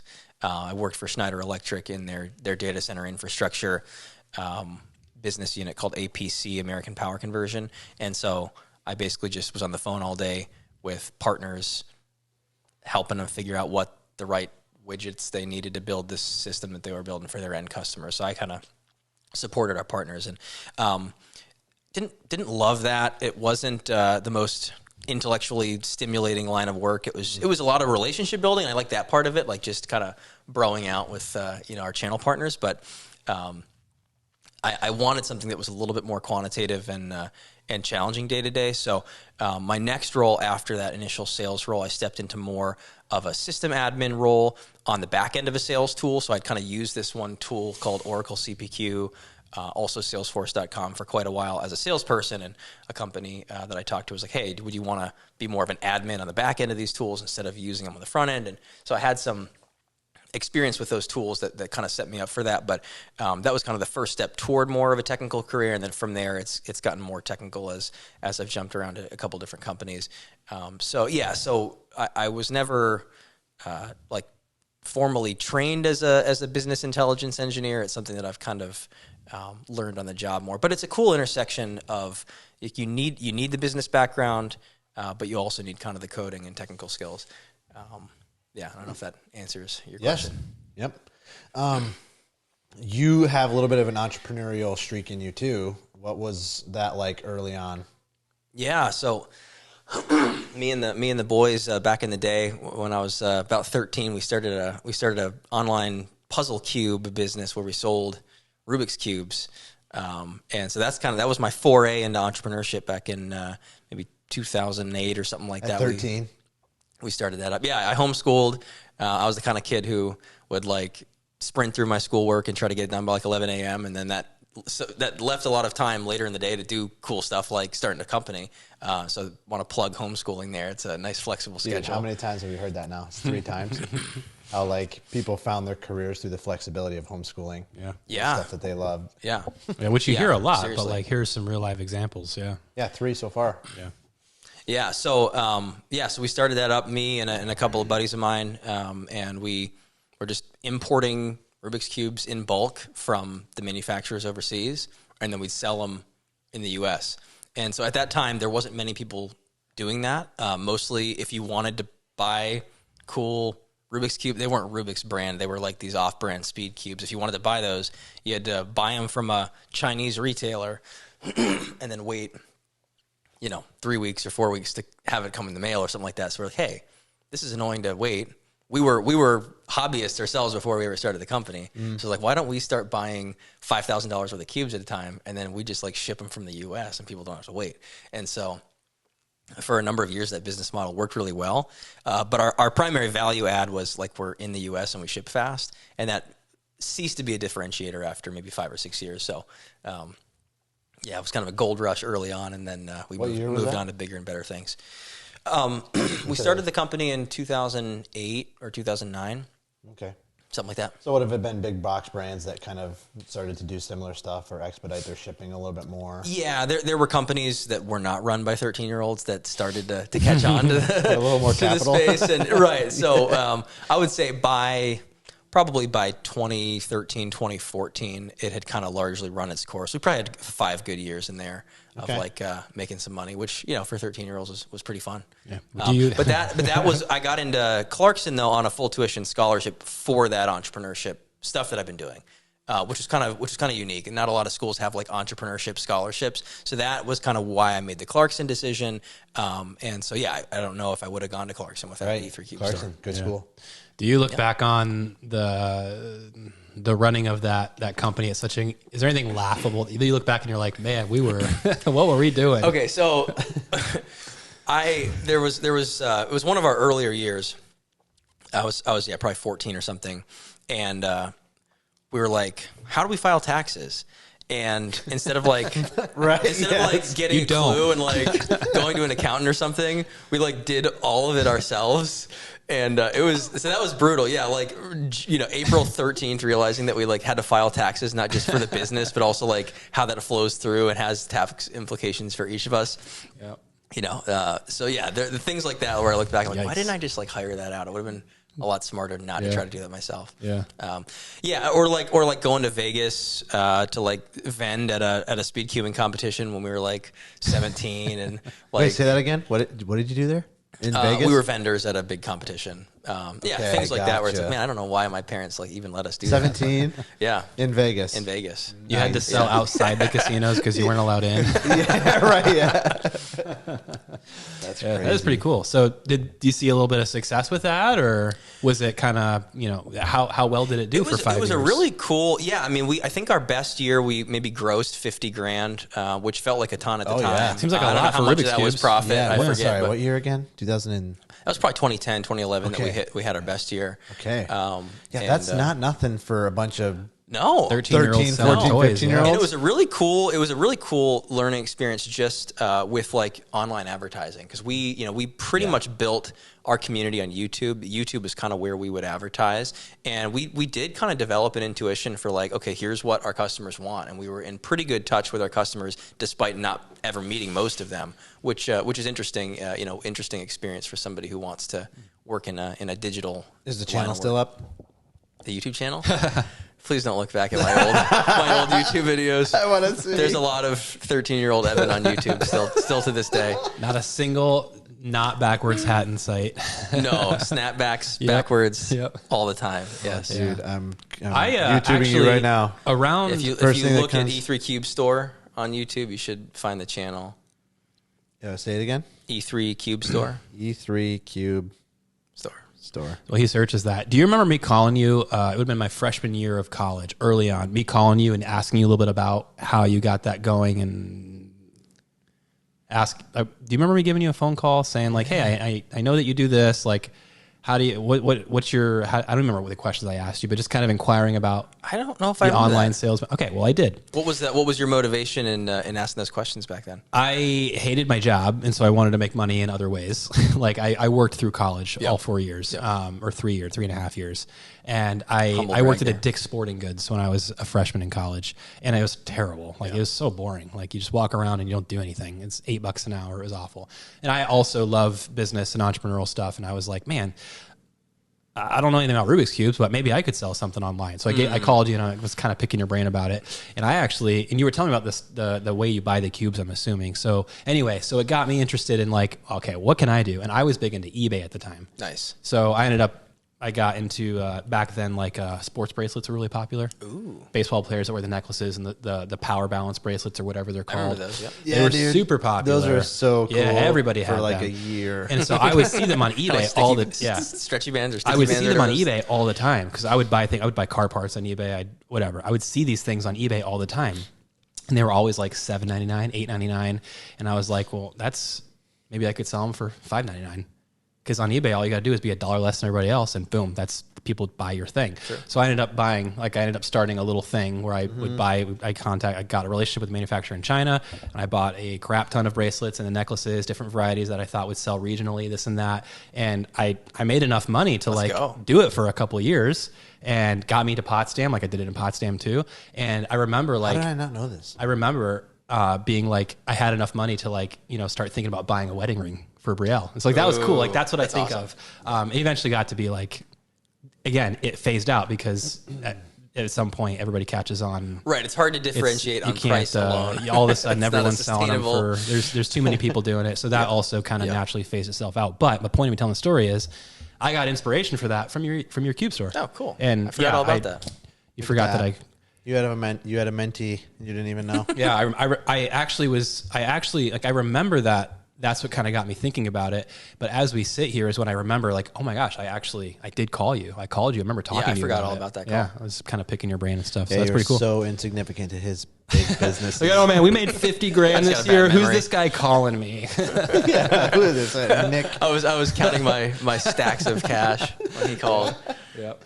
Hey, Anyway. stacks of ones look pretty big. That's true. Yeah. That's true. It's all about. That's why I perception. always withdraw in ones. Weighs more, looks feels cooler. Anyway, so That's but yeah, cool. that is pretty cool. Like that you got into school with this entrepreneur program thing, right? Yeah. So me and a few others had to kind of compete for it. We had to put together like business plans and tell why going to Clarkson and being involved in the entrepreneurship center at Clarkson was a good fit. And so it was fairly competitive, and it only has gotten more competitive in the years since. I think I was maybe part of the third cohort to they had started that only a couple of years before I got there. So it was a very new program at that point. And I think it's gotten much bigger since then. Yeah. That's pretty cool. Yeah, plus the experience, especially that young. Like you see entrepreneurs who do really well, like they fail a lot, but they start early. And like they get some of those growing pains and learning things, like getting a CPA for your taxes. Like if you're 40 doing it for the first time, maybe it's not as, or whatever. Yeah. So being smart about what you try to do in-house versus what you hire is definitely one of those lessons learned. Yep. do you see that a lot of those trends from when you had your own little company running to what you're doing now? Are there any correlations? That's a good question. I've kind of abandoned entrepreneurship for a little while here. I've been, 8-ish years now that I've been in more of a traditional career trajectory, and I've never lost the desire to do something more entrepreneurial.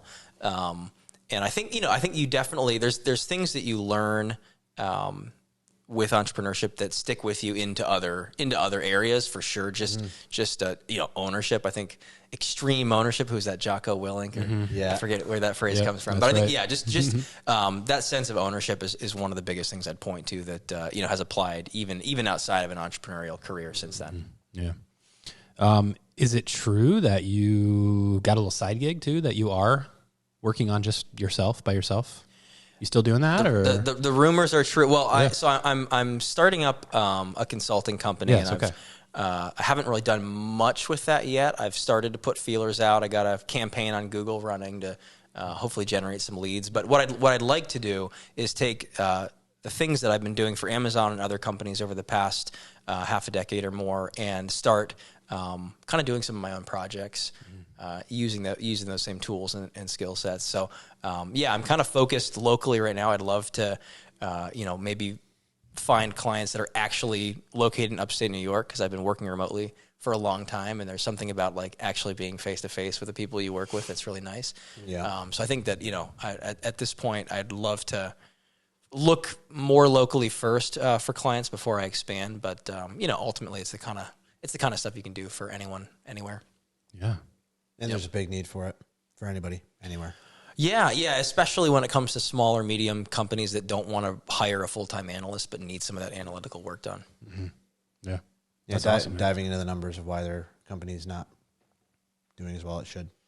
Yeah, and even figuring out like how to get the data into a place where you can dive into the numbers, because oftentimes that's even a hard it's a non-starter if it's not. It's like a language. You gotta translate it. Yeah, and also, like, I mean, people have all these different systems. They've got their ERP system, they've got their accounting software, they've got their customer relationship management tool, and a lot of really good insights can come out when you combine some of that data and you analyze it together. If you want to figure out, like, okay, conversions or different things that you might want to ask that you really couldn't answer from any one of those data sets. Yeah, cool. So it really comes down to like an efficiency model mindset. Yeah, trying to figure out how to optimize their business production. Is it just streamlining operations? Yeah, I mean, I think it's ultimately about decision making, and I think a lot of businesses can get so far with just kind of gut instinct decision making, and at some point you need to bring the data into that.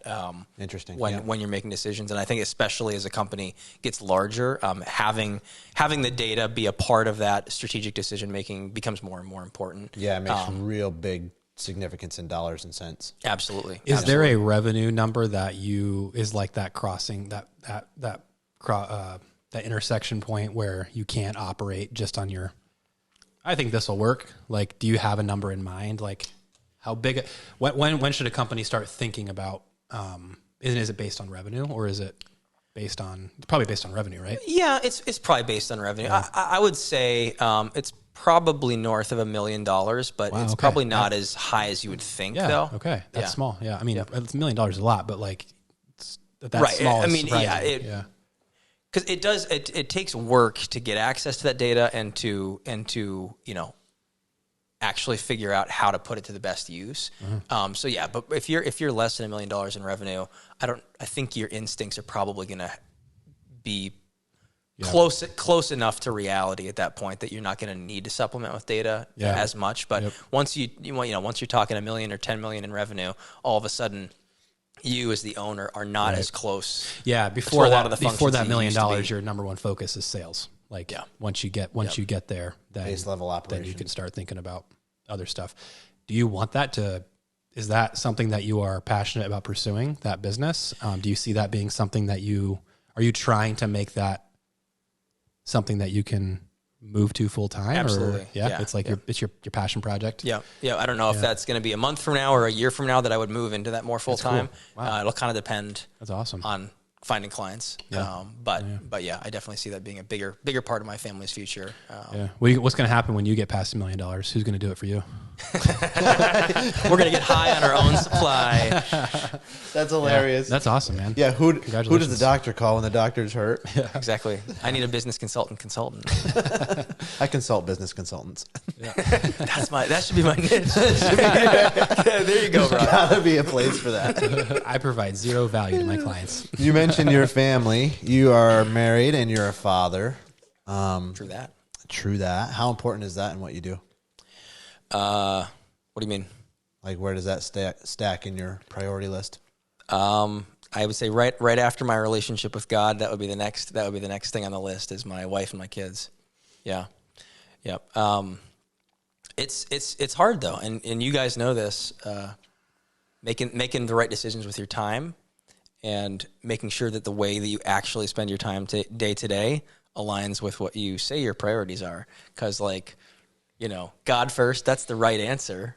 But okay, does your time reflect that priority and how you spend it each day. That's sometimes a harder question to answer. So, yeah, the answer is absolutely. That's one of my primary motivators and really important for me. But I do ask myself every day, you know, does the way I spend my time reflect that? Yeah, that's tough. Yeah. That is challenging. It is. It is. Yeah. Especially in a sense, like you do physically spend more time with not just your family, but other people than you do spend on your direct relationship with the Lord. And so how do you reconcile, or how do you say, you know what I mean by that? Like it's like the kind of, you wake up in the morning and is the first thing you do, you know, thank the Lord for the fact that you have another day. You woke up, count your blessings. And then like that takes like 5 seconds. And then you're out of the bed and you spend the rest of the day with your family. Now, does that mean that your priority is not the Lord? No. So like, how do you, because obviously, like I said, we spend our physical time, we do spend more time. I would argue that God actually ends up being down at the bottom of the list of where you spend your actual physical time in the day. But does that mean that he is the lower priority? Not necessarily. So how do you figure out? It's a little harder to figure out, are you falling short or not? Is there a dichotomy of quality of time versus quantity of time? Right. Interesting. How do you calculate that? Yeah, we get out of bed, we got to go to work, we got to have breakfast with the family, we got to, you know, spend the quality time with your kids and your spouse, and you do that in the morning, do that on your lunch break, do that in the afternoon, you put the kids to bed. Like you do spend more physical time. I think that's one reason though that I would say it's important to spend time with the Lord at the beginning of the day. I've heard, you know, different people say, well, it doesn't, you know, sometimes it works evenings for some people, it works mornings for other people. That's a great point. I do think that that those first few minutes of the day, you know, do kind of frame the rest of the day in your own mind and the rest of your priorities that day. Correct, because the word priority does not mean how much time you spend. The word priority is order in which that time is spent. And so I think just starting the day with that time is probably the right time to do it, which might be a hot take. I don't know. You're canceled again. Yeah, am I canceled for that one too? Your life is ruined. I check my phone after this podcast, and just everyone that ever mattered to me is cut off relationships. No, I think that's a really good point. That's a good way to frame it, because I think there can be some guilt there, like I didn't spend enough time with God proportionate to the time that I spent on the other priorities in my life. Well, don't forget that priority doesn't mean how much time you spend always. Sometimes it does.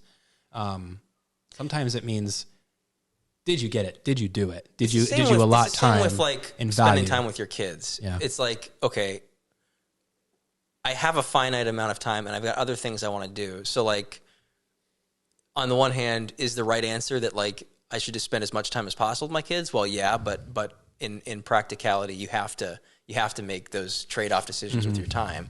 So I think it's the same way there. I think that you know, there's ways to make it clear to yourself and those around you that your kids are a priority. That doesn't mean you spend 4 hours with them every day necessarily. Yeah.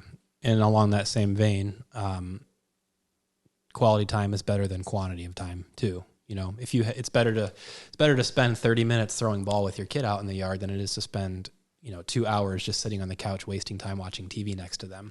Quality of time is more important too. So yeah. And as fathers, I think a lot of the time that we're supposed to be spending with our kids is investing in them too, not just kind of hanging out, but really being intentional. Yeah. And it's not always easy, but go ahead. It's not always easy, but I heard the other day, parenting is only hard for good parents. So don't expect it to be easy.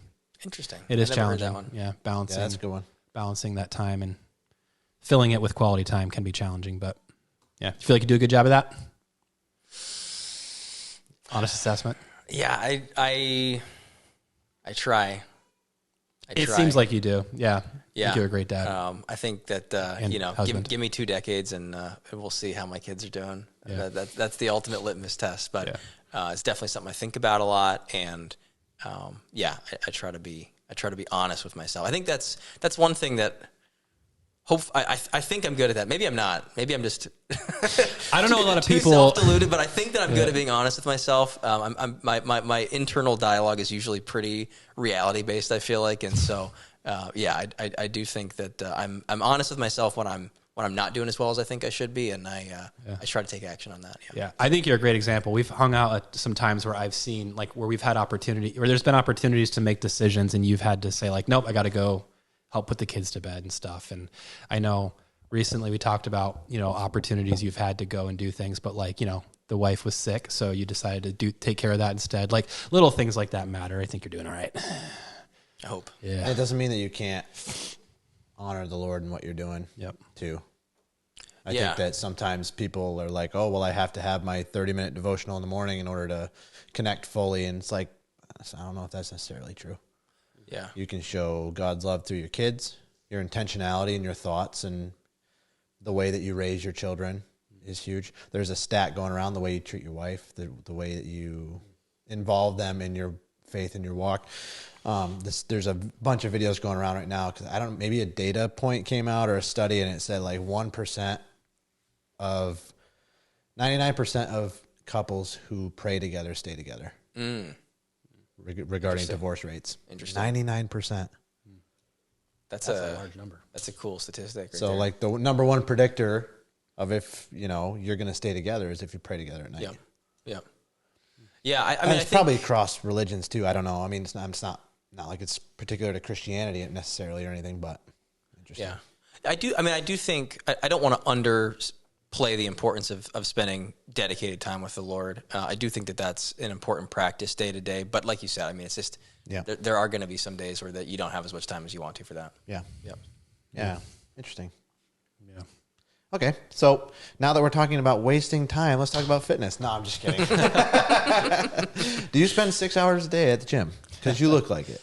I do not spend a lot of time at the gym. No, quite the opposite. Like if you touch a 15-pound weight with your pinky, all of a sudden you have 3% body fat and you're jacked. not that either. Not that either. It's actually not far from the truth. I remember going to the gym. It was like 2 years ago, and let's pretend it was January 1st, and Nick shows up to the gym, and Evan's there, and they're like working out together. 2 weeks later, I go back to the gym, and Evan's there, and Evan looks like Arnold Schwarzenegger all of a sudden. Like you like. I'll say two things. I'll say two things. I gain weight really, really easily. Yeah. I put on good weight or bad weight super easily, and it's hard for me to take off weight. Yeah. So that's been, you know, there's been times in my life where I've gone from 170 pounds to 210 pounds in the span of like less than a year, not in a good way. And so that's kind of the dark side to the magic. But the good news is, I put on muscle pretty easily as well. And then the other thing I would say is that, you guys know Jeff Nippard, I'm sure. A lot of, not a lot, but some of what he's talked about before that I've really tuned into has been like optimizing time spent. Because I don't have a lot of time for the gym usually. Yeah. And so I've definitely taken some good things away from him in terms of, okay, if I only have 45 minutes, 4 or 5 days a week, how am I going to make the most of that cumulative, 3 hours, 4 hours? I think it's an important thing to think about. Like, am I really putting my time to good use when in the gym? How do you do that? Yeah, what have you found as the optimizing feature?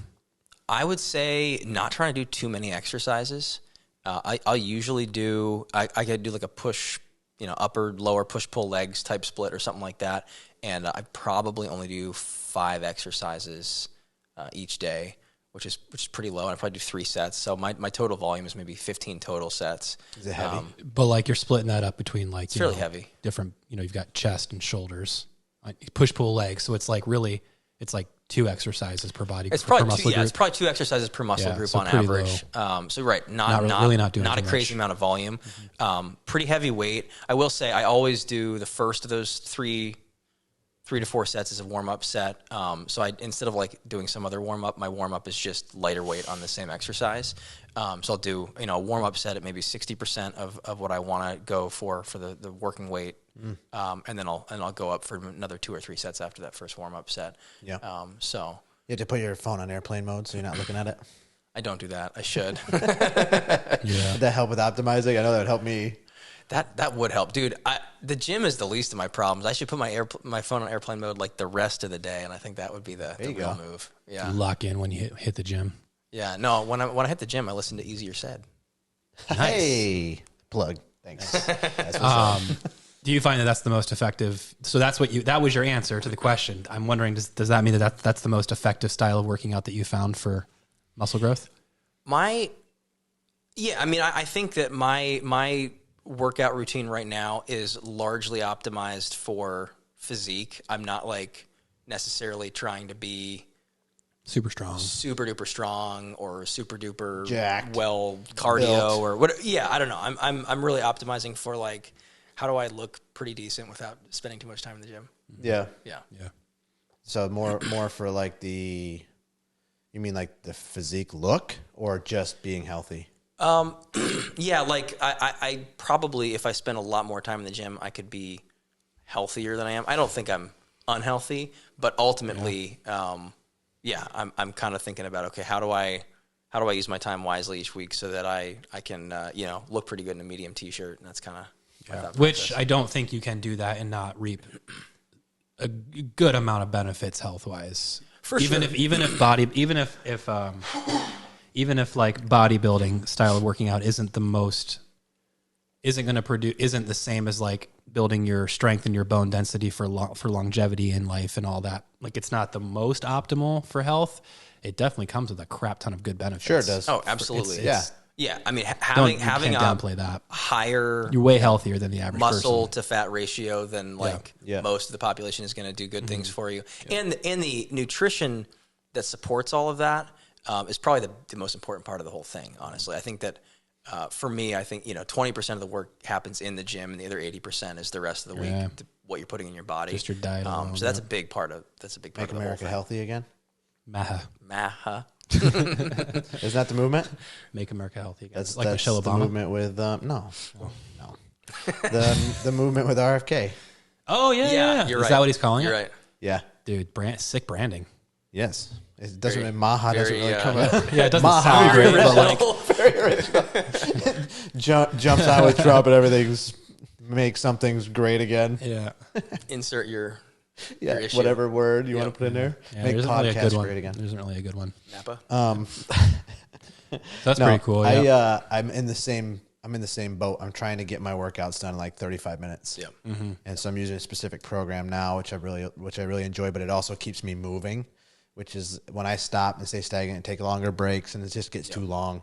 Yeah. And I just don't have time for It really does. Yeah. It is amazing. You ever think back to like way back in the day, like how the heck did I have 2 hours to spend in the gym? Oh, dude, And it's now crazy. it feels like fitting 30 minutes in is like a struggle. My brother Paul, will show me his workout for the day, and it's Yeah. like 15 different exercises. I'm Yeah. like, man, to Yeah. have I an can't hour even to have that remember kind of what that time. was Man, like. good Yeah. for you. Yeah. Must be nice. Yeah, But really, no. Like reality will. when slap you in the realize face that you eventually. can Do you it while can you do can. it Yeah, on do it 30 while you minutes can. a day, like it's kind of life changing actually. It's like I'd rather spend 30 minutes in the gym and not 2 hours.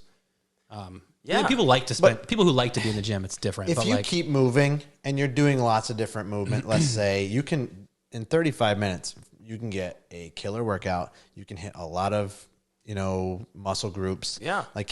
And you can get your heart rate up real high and burn. And you can even make strength 300 gains calories in that amount of 35 time. minutes. Yeah. yeah. Absolutely. Yeah, I'm a firm believer in like a 30-minute walk 4 times a week is like, they'll change your life. Like, I don't think it takes a whole lot. And so you can do that, or you can spend 30 minutes in the gym. It's that much better. But like, I really don't think it takes a whole lot. I was thinking about this the other day what you spend your time on every day really does add up in the long term toward your health. And like you're saying, 30 minutes a day doesn't sound like a lot, but if you do that 5 or 6 days a week for years, that'll absolutely move the needle on your health. The exact opposite is true with something like smoking, for example. Or if you're out there taking a smoke break 30 minutes a day, on any given day, that might feel like, okay, whatever. It's like a couple cigarettes. But I mean, you multiply that by a decade, and that's absolutely, you're going to look way different after that decade than you would have if you weren't in a bad habit. So I think that, either way you go, whether you're making good choices or bad, it's going to absolutely have an impact on your physique and your health in the long term. Yeah. Yeah, consistency is key, turns out. Yep. Gotta have a lot of discipline for that. That's true, and you got to trust the process too, because when you're working out half an hour a day, you're not going to see crazy quick Right. gains. Results, yeah. Right, results, and so you have to trust that the system's going to work over time. Yeah. You just got to tap into something. Everyone's got to tap into that something where you can just put your head down for 3 months and not quit. And then you see results, and then you just start to build on that. But it's the locking in and tapping into that, whatever it is, where you can get to the 3 month mark, before you quit. You know, and that's hard too. It's hard to say what that is. I've been there's a lot of our mutual friends and relatives who've been doing the body slim stuff, and they've crossed that threshold. They've gotten past that 3-month mark, and they're seeing the results, and they're just going for it now. And I've asked myself, like, what is the difference? You know, because I've tried plenty of things that I've fizzled on 2 weeks later, and you know, what is that special ingredient where you really have the dedication to stick with something during that time when you're not seeing the results yet? To make it to the other side. I don't know exactly how to put my finger on that. I think it's just a discipline. It's just a discipline thing. Like the more that you do it, the more it becomes part of your routine, and then you kind of feel incomplete without it. Like your daily routine feels incomplete without it. Yeah. Are you talking about the body slim thing, like with the walking that's going on? Yeah, and it's nutrition and it's all of it. Yeah. Amazing. I'd like to have them on. Yeah, like, well, absolutely, you should. We should have them on, and it's a program, and like apparently like it's be honest with yourself. It's calories in, calories out, and go for a walk. Like that's what it is. It breaks it down. It's like and the results. Oh, it turns out it works. Yeah. Crazy. But what I've been dedication kind of is trying to figure out in my head is like, okay, what is it about a program like that's different than just like you could tell somebody on the street, hey, you want to lose weight? I tell you exactly how to do it, and they're not going to run with that. Yeah. So what's the difference? We'll have to ask. It's not just a knowledge thing. It's something more than knowledge. What about this guy's methodology makes it? You know, could it be that the fire under him? Yeah. Just a certain like for every individual, there's something that they need to find that they can do consistently and enjoy doing it for long periods of time. Like for example, that doesn't sound like something I would. You know, eating healthier, but like just going for a walk and then. Yeah, I would need more than that. So I need to find something else. I need to find something that keeps me engaged, something that pushes me, something that makes me excited to do it, but also like accomplished when it's finished. Yeah. That's interesting. I think you definitely need to find something that you can see yourself sticking with for 6 or 12 months. Yeah. If you're looking for like a 1 month fix to a problem, it's just never. Even if you make those gains in a month, you're going to lose it right after. Right. So you really have to find something that you can see yourself sticking with for the long term. The lifestyle decision. Yep. You have to, and I think that's going to be, much more effective in the long term. Yeah, I think how small you start makes a huge difference too. I don't think people realize that you will 95% of the time you will quit if you go to the gym and try to start, and you think you're starting small enough, but you're not. Like if you go to, versus the person that goes to the gym and they start their progressive overloading process at the bar, that person is way more likely to stick with it for months and months and months. Versus like you have to exaggerate how small you start. Yeah, I think that's a kind of a hack. Right, you got to be ready. You're stronger than the bar. Process. You know you're stronger than the bar. But start with the bar, and I guarantee you, your chances of actually sticking with your program go up. I think you have to start smaller than you realize. Yeah, I do. Sam Benzing spoke about stacking habits too. Atomic Habits book. Very good. Yeah. I think it's like if you're starting out with something and you don't know what to do, try something. If it works, then keep it. Then you find something you want to do more, keep that. Start stacking these good habits. Yep. Little by little. Little by little, weeks over weeks, months over months, and then it'll become part of you kind of. Right, and I think that when you find those things, like let's say you implement one single habit, and maybe that's something that helps you transform your body into a healthier composition. Once you start seeing success in that area, it's also motivating in other areas of life too. Like having a win in one area is going to be like, okay, where else can I win? Yeah. And so I think that those habits will almost naturally start to stack as you find that first taste of success. It's going to be, all right, what other systems can I implement to make my life better? So it's a cool journey to be on, kind of trying to find those and experiencing that success and bringing it into other areas as well. Yeah. Like cold plunging. Start small. I haven't gotten there yet. Next time you come on, we'll do it. Let's go. All right. Do you have anything else? Seems like a good place to stop. Oh yeah, that's good for me. Good for me. Yeah. Sweet. Yeah. Great. Cool. This for coming on, man. This is fun. Absolutely. This went a little longer, and I'm all for it. We're going Rogan style. That's it. And I think there was jam packed with a lot of good stuff that we'll be able to unpack little bit later on, and we'd love to have you back. For sure. Yeah, let's do it sometime soon. Yeah, thanks a lot, man. Appreciate Yeah, it. we're pretty much hijacking friends and stuff like that, and then they have to spend time with us. Yeah. It's just a quality time hack for us. I think you might have said that on the Wilbur one. Yeah. Yeah. We're just That stealing sounds about everybody. right. Yeah. However you got to get them in. Yeah, Yeah, that's good. right. Well, we appreciate your time Yeah. coming in, and this will be opening up on Monday. Right on. Thanks for having me. All right, You got cool. it. Peace. All right, we'll see you, everybody.